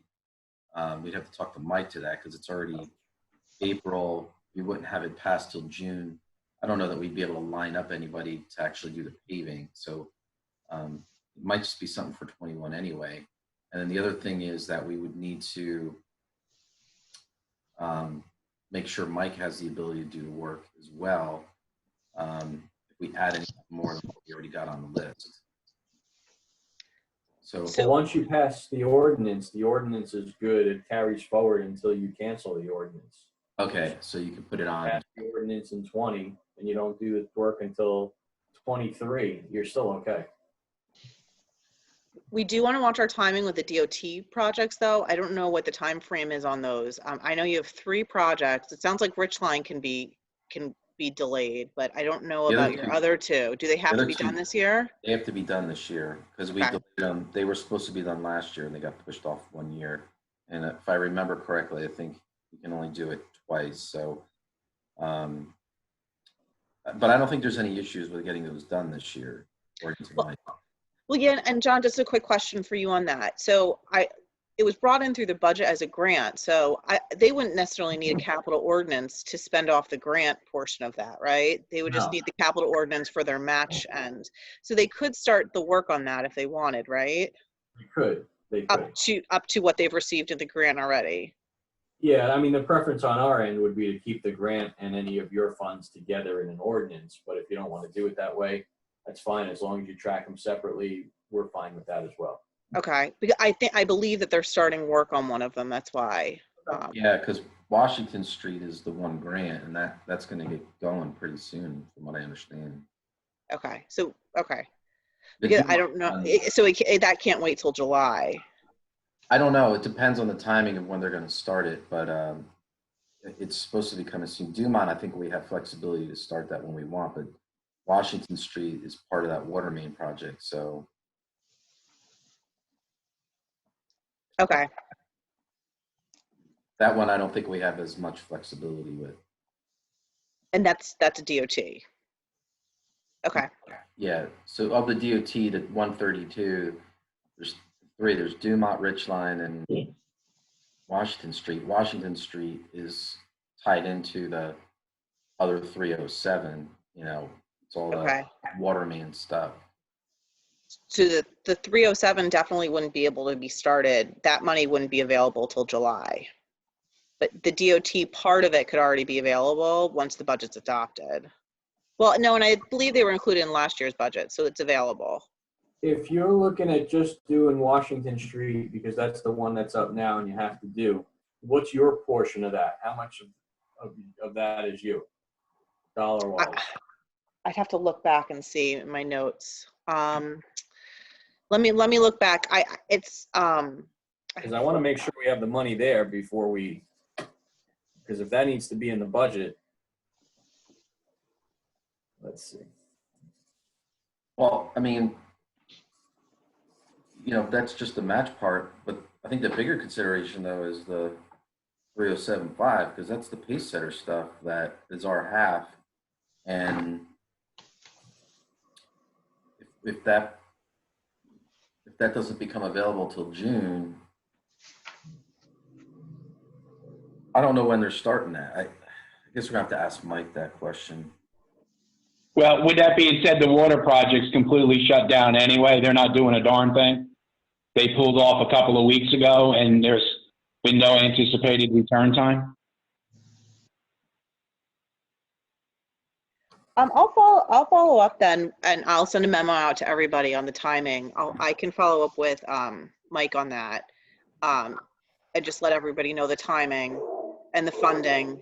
And we could try and make sure that we're ready for the projects that need to get done. There was still 70,000 in reserve last year that's carrying forward for road improvements. So maybe some of that is the Washington money that was put aside by you guys last year. And if it's not, and I know this is a subject that we talk about often in here, if you needed $100,000 in this year's budget to match the Washington Street transportation grant, we can always hit deferred school tax for this. If it's a situation, because it's either that or you're going to raise taxes, one or the other. I don't see that there are any more ways you can cut this budget. I think you've gone through it twice now where we've hit everything. So the only way left is either we're going to raise taxes to come up with this money, or we'll nudge deferred school tax one last time. And you're still sitting on a good deferred school tax. So you can do it if you had to.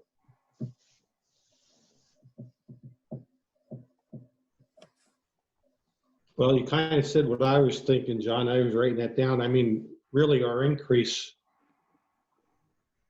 is 138,000, 95,000 of that was the increase to fire contribution alone. So, I mean, we had no control over that. I don't know what else.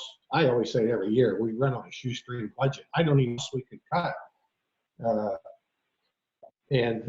But I do have to go back to that FRS, Karen. The 320,000 we paid this, are we catching up from those years when the guys were hired? So is it possible next year that 320 will go down, or is that going to go up with a percentage increase with their salaries? I know that would go up, but are we playing catch up a little bit there? That like so some of that 95,000 be reduced next year? No, I mean, if the staffing remain level, it's probably going to stay the same. Okay. Really Well, only- I was wondering like if we were getting billed for like 2018 and 2017 that we should have been No. paying. No, okay. That's all. No, No, Yeah, it but- calculated out. Yeah. Am I figuring that right? I mean, 95,000, 138,000 is that alone. Yep. So we really are only raising the budget on what we control 1.2%. Is that right? You're close. You know, I mean, I don't know what else to cut. You know,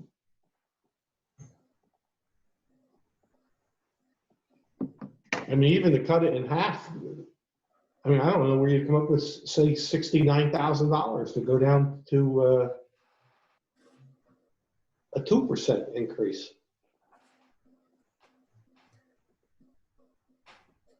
Yeah.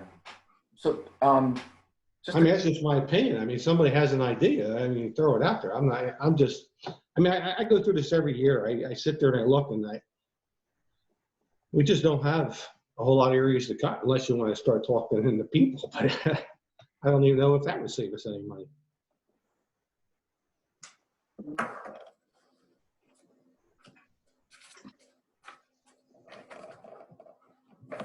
So, hey, Karen, just to close out this slide you have up, the capital. Yes. slide. So, Yep.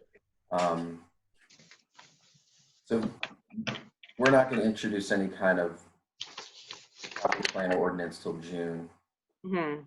So in the meantime, we'll get more information on what we may need to add as far as the road items if we decide to do that. But either way, right, whether we go with the items you have listed here for debt, 2 items, or anything additional to that, none of that's going to add to the budget because we have enough in the reserve to fund the 5%, correct? Yep.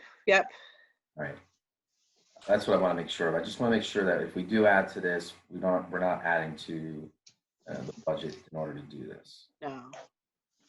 It will add, you know, obviously it's going to add to the payments at outer periods the more we bond, but Yeah.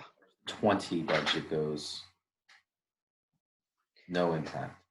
So, but I'll follow up with Mike on the timing of the project. Cause I know he may want to get going, but if the funding's not in place, then they can't. So they'll just have to wait like a month or two, which I think could be reasonable, but it just depends on what the grant timeline is. So, but I'll get more information and send a memo out on that. Okay. So should I move on for now? Yes. Okay, so here is where we're at with the taxes.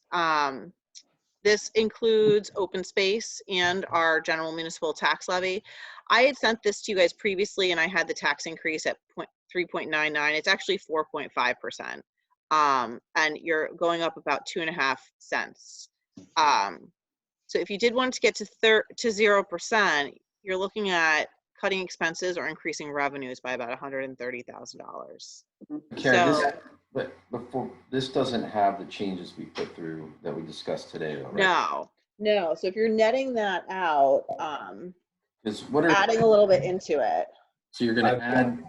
Let's just. I've got your tax rate at 57.1 cents, which is a 2.8 cent increase from the prior year. To do that, right, you're taking, I just want to get the items out, right? So we moved 7,000 out for the open space for the lawn cutting. You add 20,000 for DPW, roughly, right?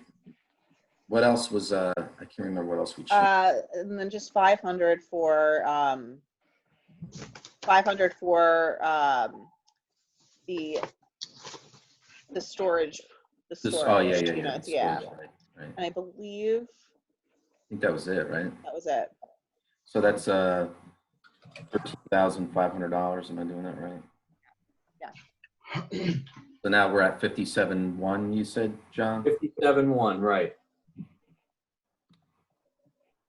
And what that is for the average local taxpayer, it's $77 increase for the year or $6.38 a month. So $77. That's based on the residential piece? That's only the residential piece. And That's at based on, what's the assessed value? $272,000. The average assessed value, what was it, 272. 272? Yes.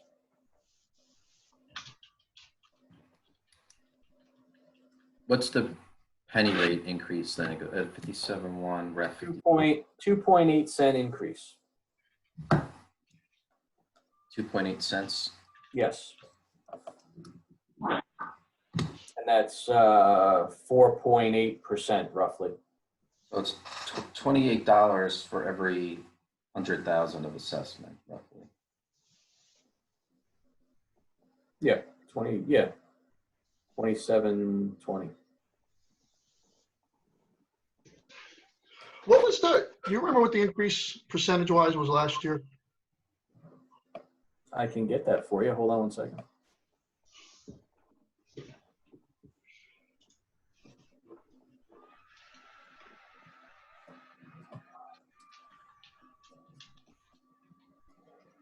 Last year, it was a 5.34% increase, 3.3 cent increase on the nose. So it's we're actually down from last year then. Yeah, your increase this year is smaller than it was last year. Yeah. But last year was a booming economy. This year, not so much. So you're almost the same as last year with an economy that's in the tank. So just keep that in mind. To Bob's point, we had this $95,000 PFRS item that we didn't anticipate to be as much. It's probably about 40,000 or 50,000 more than I think we would have anticipated. So, I mean, it normally would go up like 20%, and it went up 45% this year. So, take a penny of that and just say, we didn't realize it was going to go up that much. But your point's taken, Frank. Yeah, it's, You didn't have that $95,000 in pension increase. You'd be looking at a 1.2 cent increase, or $32 a year for the average local taxpayer. But you have it, so can't get around it. Yeah. Well, let me throw something into this too, because these are conversations that we need to have. We still have the house that's fallen down next to Gordon Kobler's to deal with at some point. Does it go another year standing? I don't know. And if we as a town are going to help the firehouse get built by adding the potential of at least a municipal building alongside of it, municipal or police, it could go either way, but I'm hearing it's more of a favor of that. That number might need to be considered somewhere around here. Joe, are you still on? Because Yes, Joe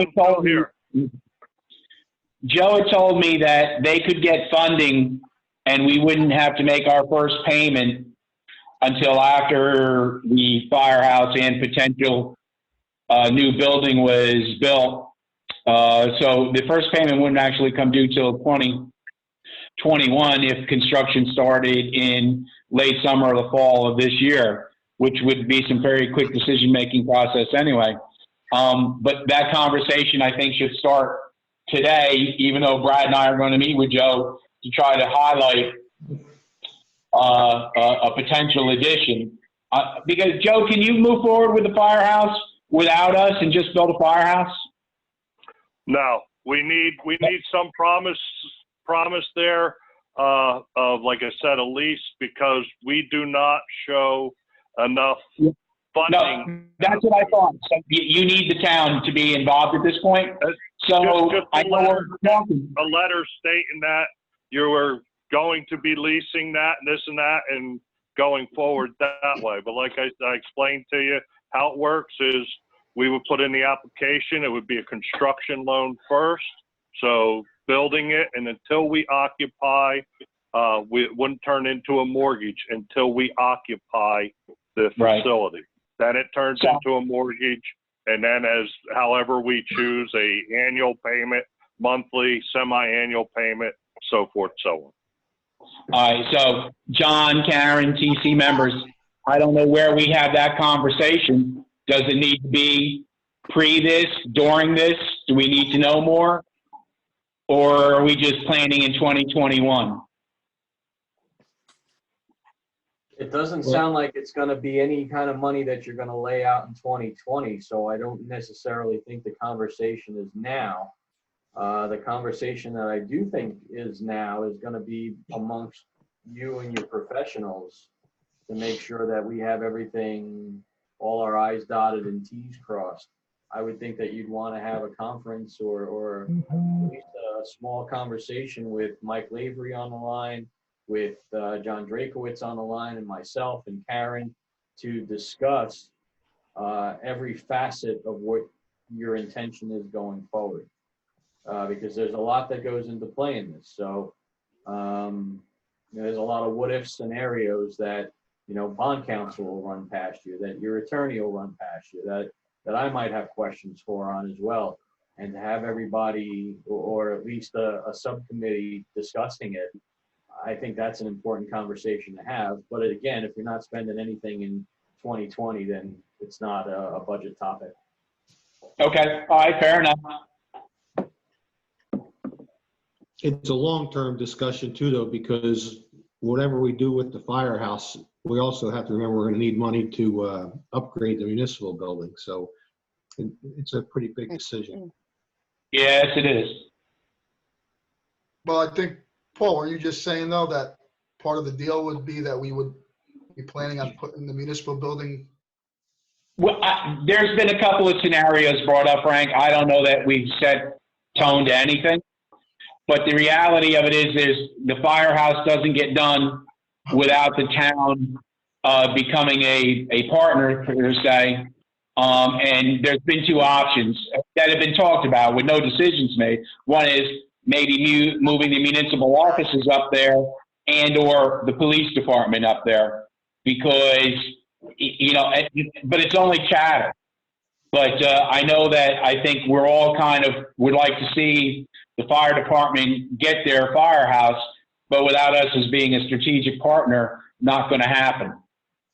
So again, it's just conversations, but there's no money coming out this year, but I didn't know if that wanted to be in the back of your head as we're deciding on this budget.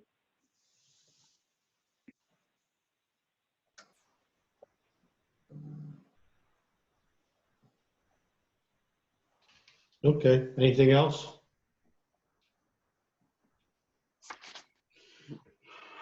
Pauline, do you have anything? No. Brad?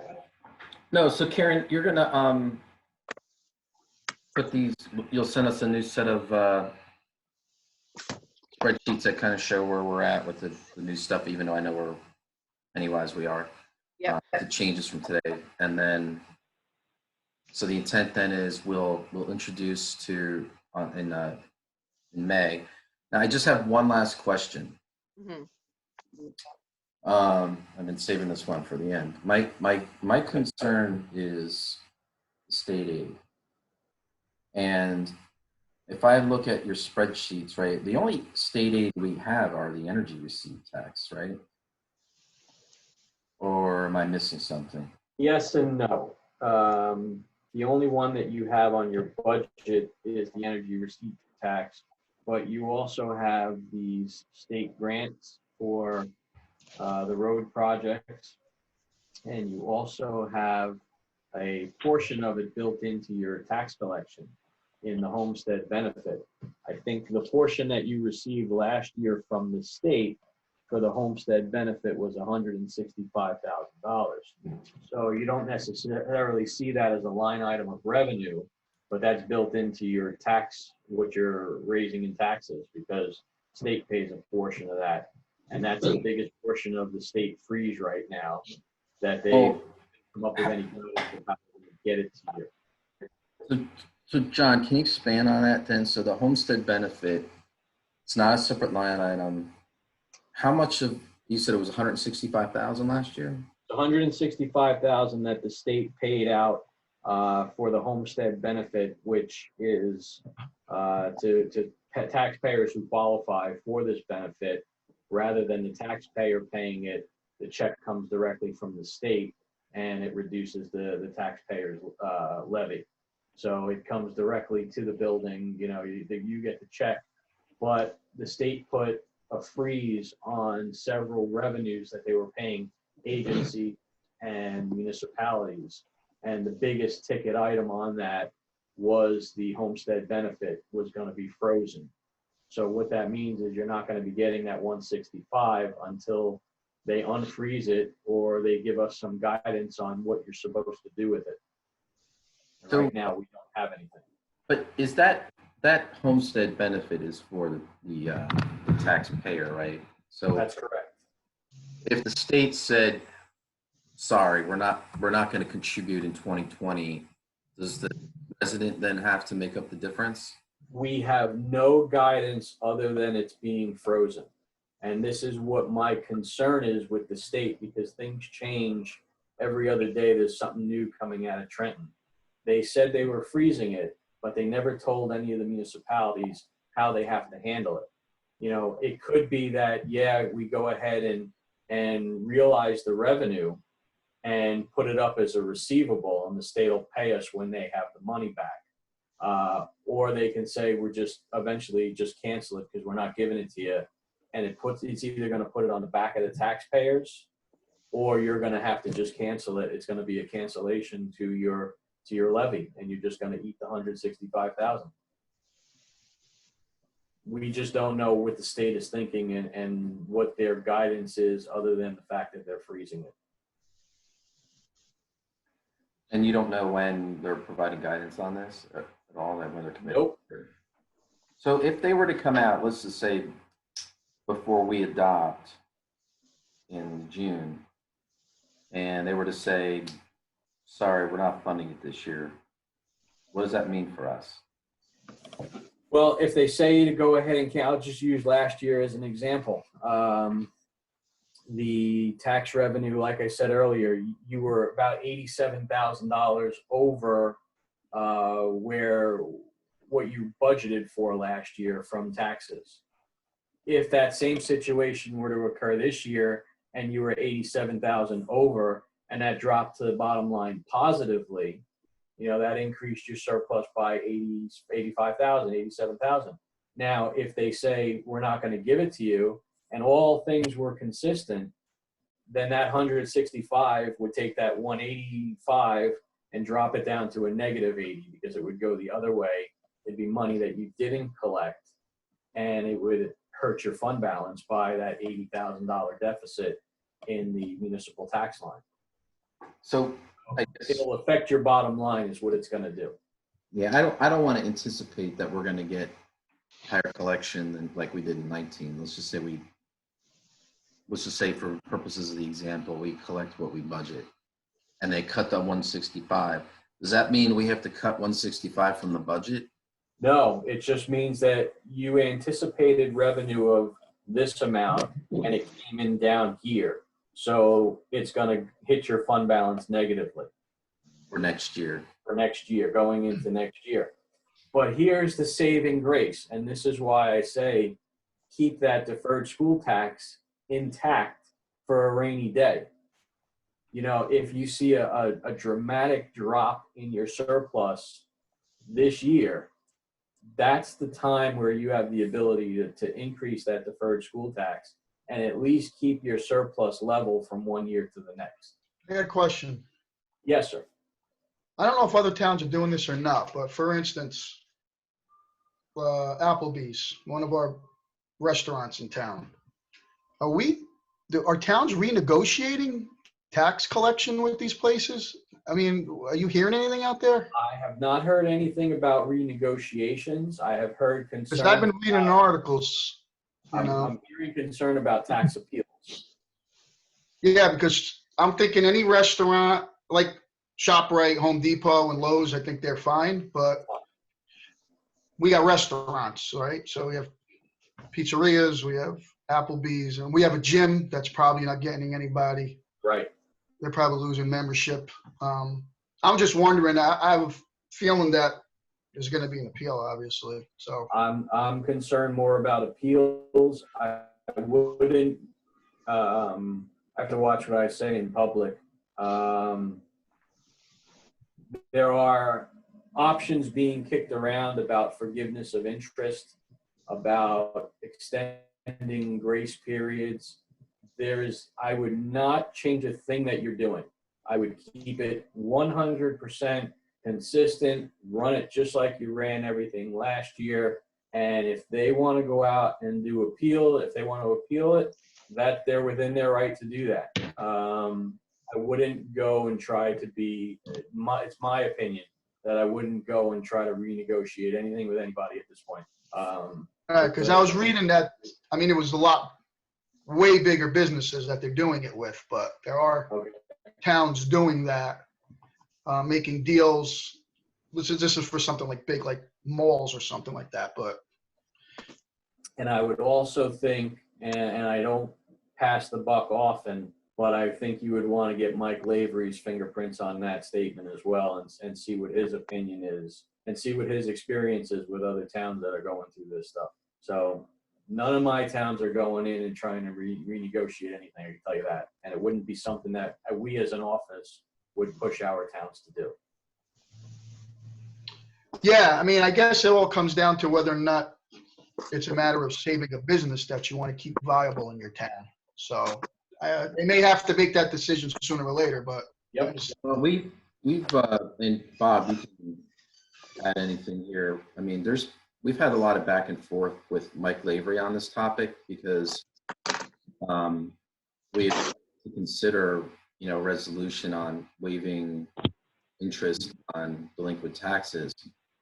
And the guidance from Mike Lavery is can't do that, not until the state changes something. So I know there's other towns that have been passing resolutions to do, but he doesn't believe, again, this is his legal opinion, that we have the ability to do that. The state has to do something with the emergency resolution, and I don't quite understand all the technicalities of it. So that's just on the interest piece. As far as grace period, there's absolutely no room. We cannot delay the dates. Like my understanding based on the opinion from Mike Lavery is we cannot extend any kind of time. The only thing potentially you could do is the interest component on a delinquency. But we can't say, you don't have to pay us in May, pay us in May. You can't do that.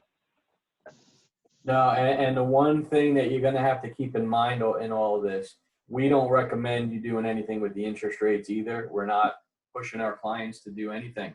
Like I said, continue business as usual. You might have some hardships that you might want to address individually, but whatever decision you make, that's fine. With the interest, once that's locked into you have Edmunds, and Edmunds is a great software program for municipalities. Once interest is locked in and that's locked in for the year, you can't change it in Edmunds.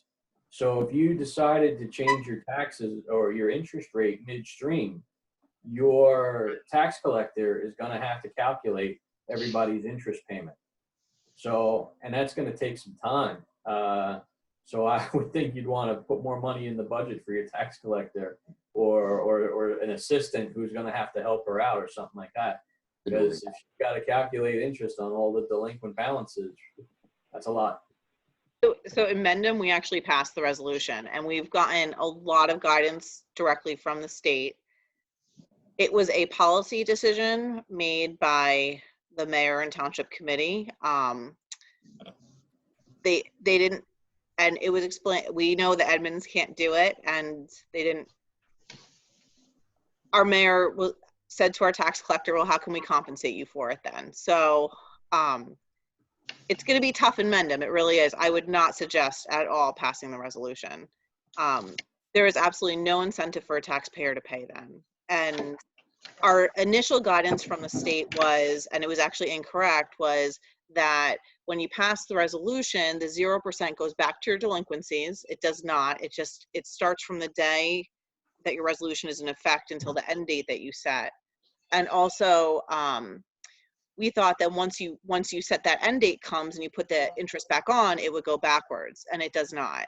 So it really, you would have a real issue with getting in to pay their taxes. Yes. Yeah.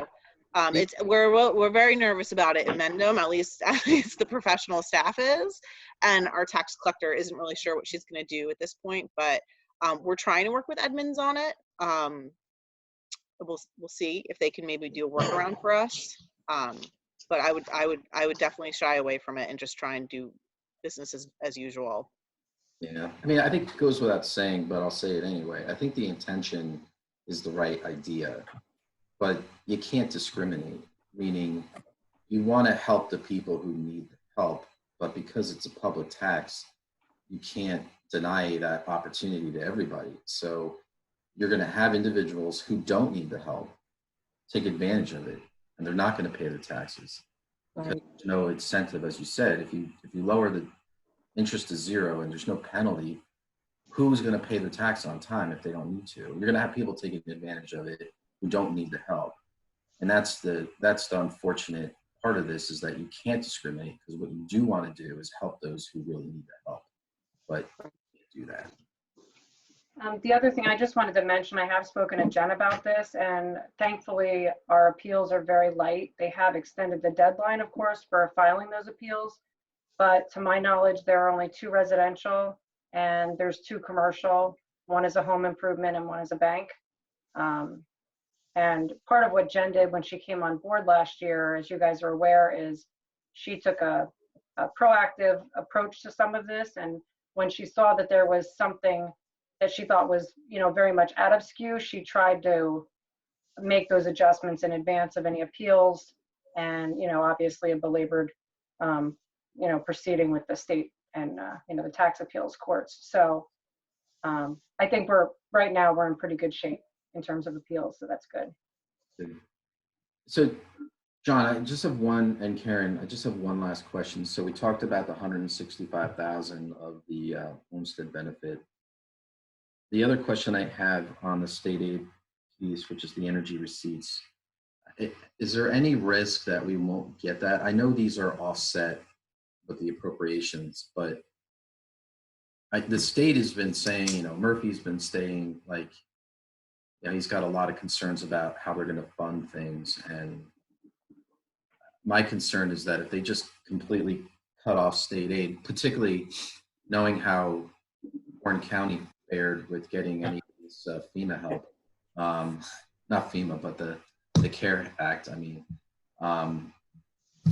if it was even to say, Warren County, we're not going to help you out. Like, so if they were to cut the energy receipts tax, hypothetically, what does that do to us? We just have to take the appropriations out? Well, it's offsetting your appropriations in general. So yeah, you would look to cut, you'd look to do a resolution at the end of the year to cancel some of your appropriations.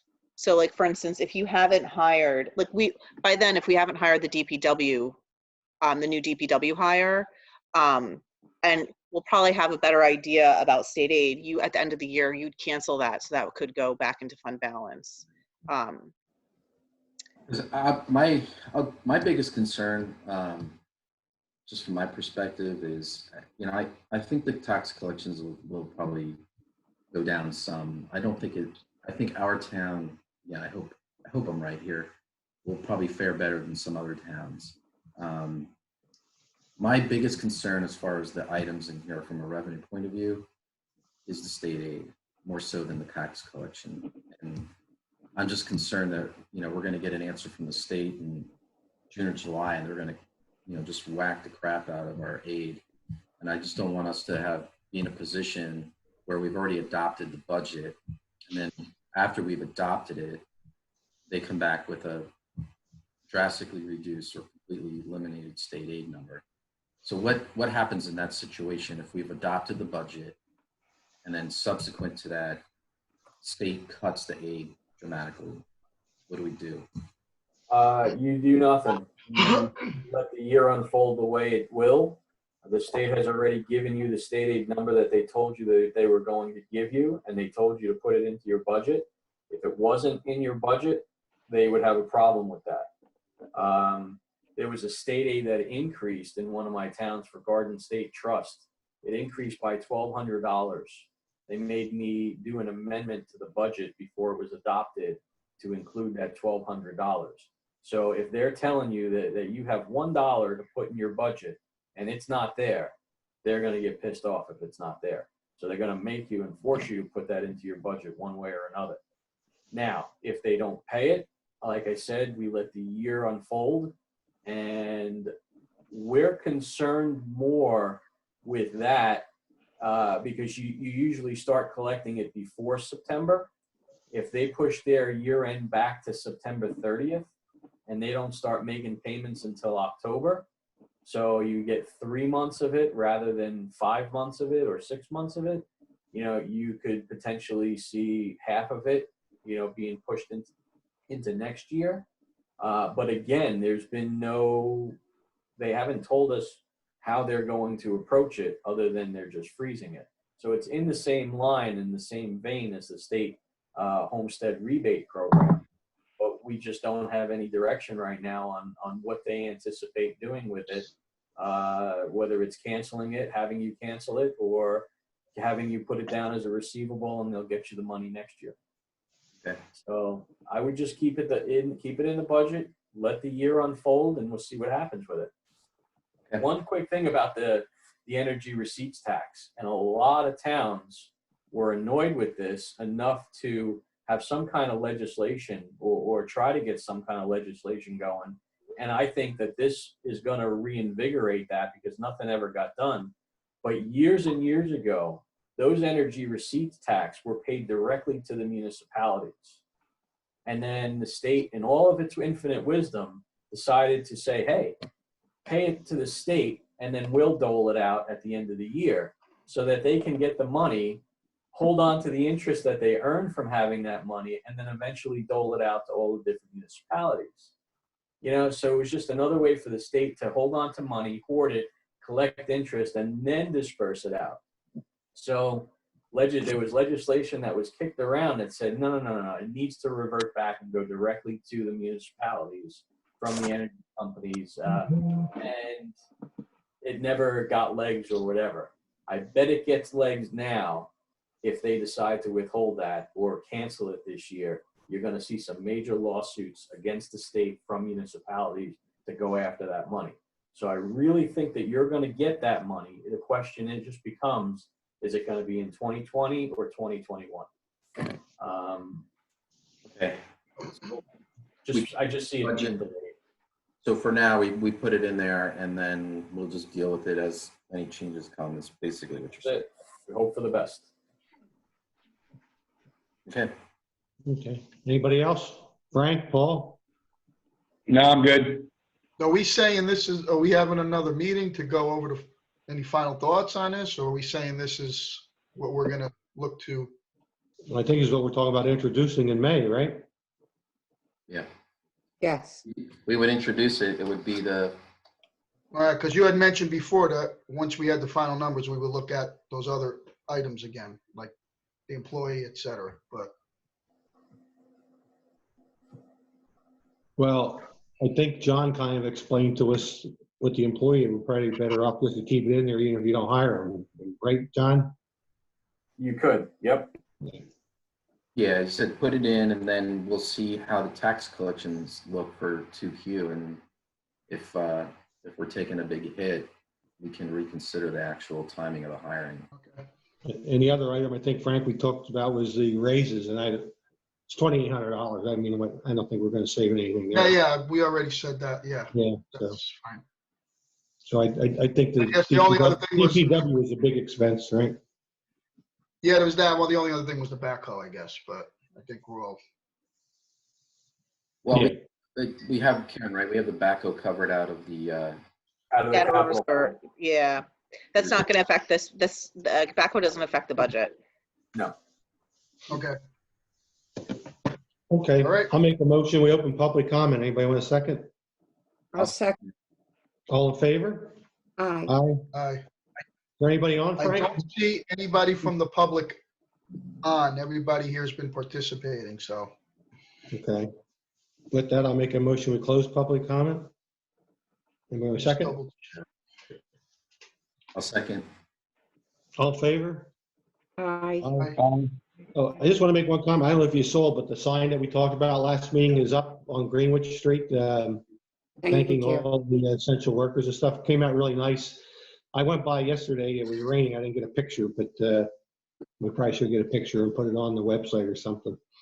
Yeah, we have the actual banner Yeah, rendering on the website, but a picture would be nice, yeah. yeah, picture of it, actually up there. Yep. Anybody have anything else before we close? Only question I have is, what is the intro date and what would the adoption date be? It's the third Thursday of May. The intro date will be our regular May meeting, which is, The 21st, May 21, Correct. and then June 18th, right? Is that May enough 21, June 18th. Everybody agree with me on that? Yes. That give us enough time, John? Absolutely. So that's 28 days in between? Yeah, Okay. because there's 31 days in May, so we're good with that. Okay. Well, thanks, John and Karen and Lisa for being on today. Thank you, everybody else. And before we close, anybody else have anything? we'll just say this. I just want to say, Karen, thanks to all the work you put in putting this together. I know you kind of stepped in midpoint with, I know John Reinhardt had started some of this stuff, but I really appreciate it. I know there's a lot of work that went in. I thought the documents you put together and the PowerPoint, I thought they were really, really great, very useful. It was nice to have that in front of us. This is probably the first time we've had that. So, and John, as always, thank you for all the guidance you provide during this. I know budgets are a lot of work.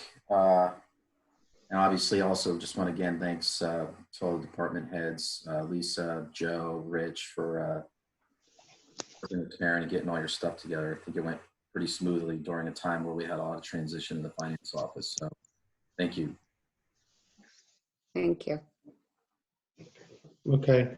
Anybody make a motion to adjourn? Make the motion to adjourn. Anybody second? Second.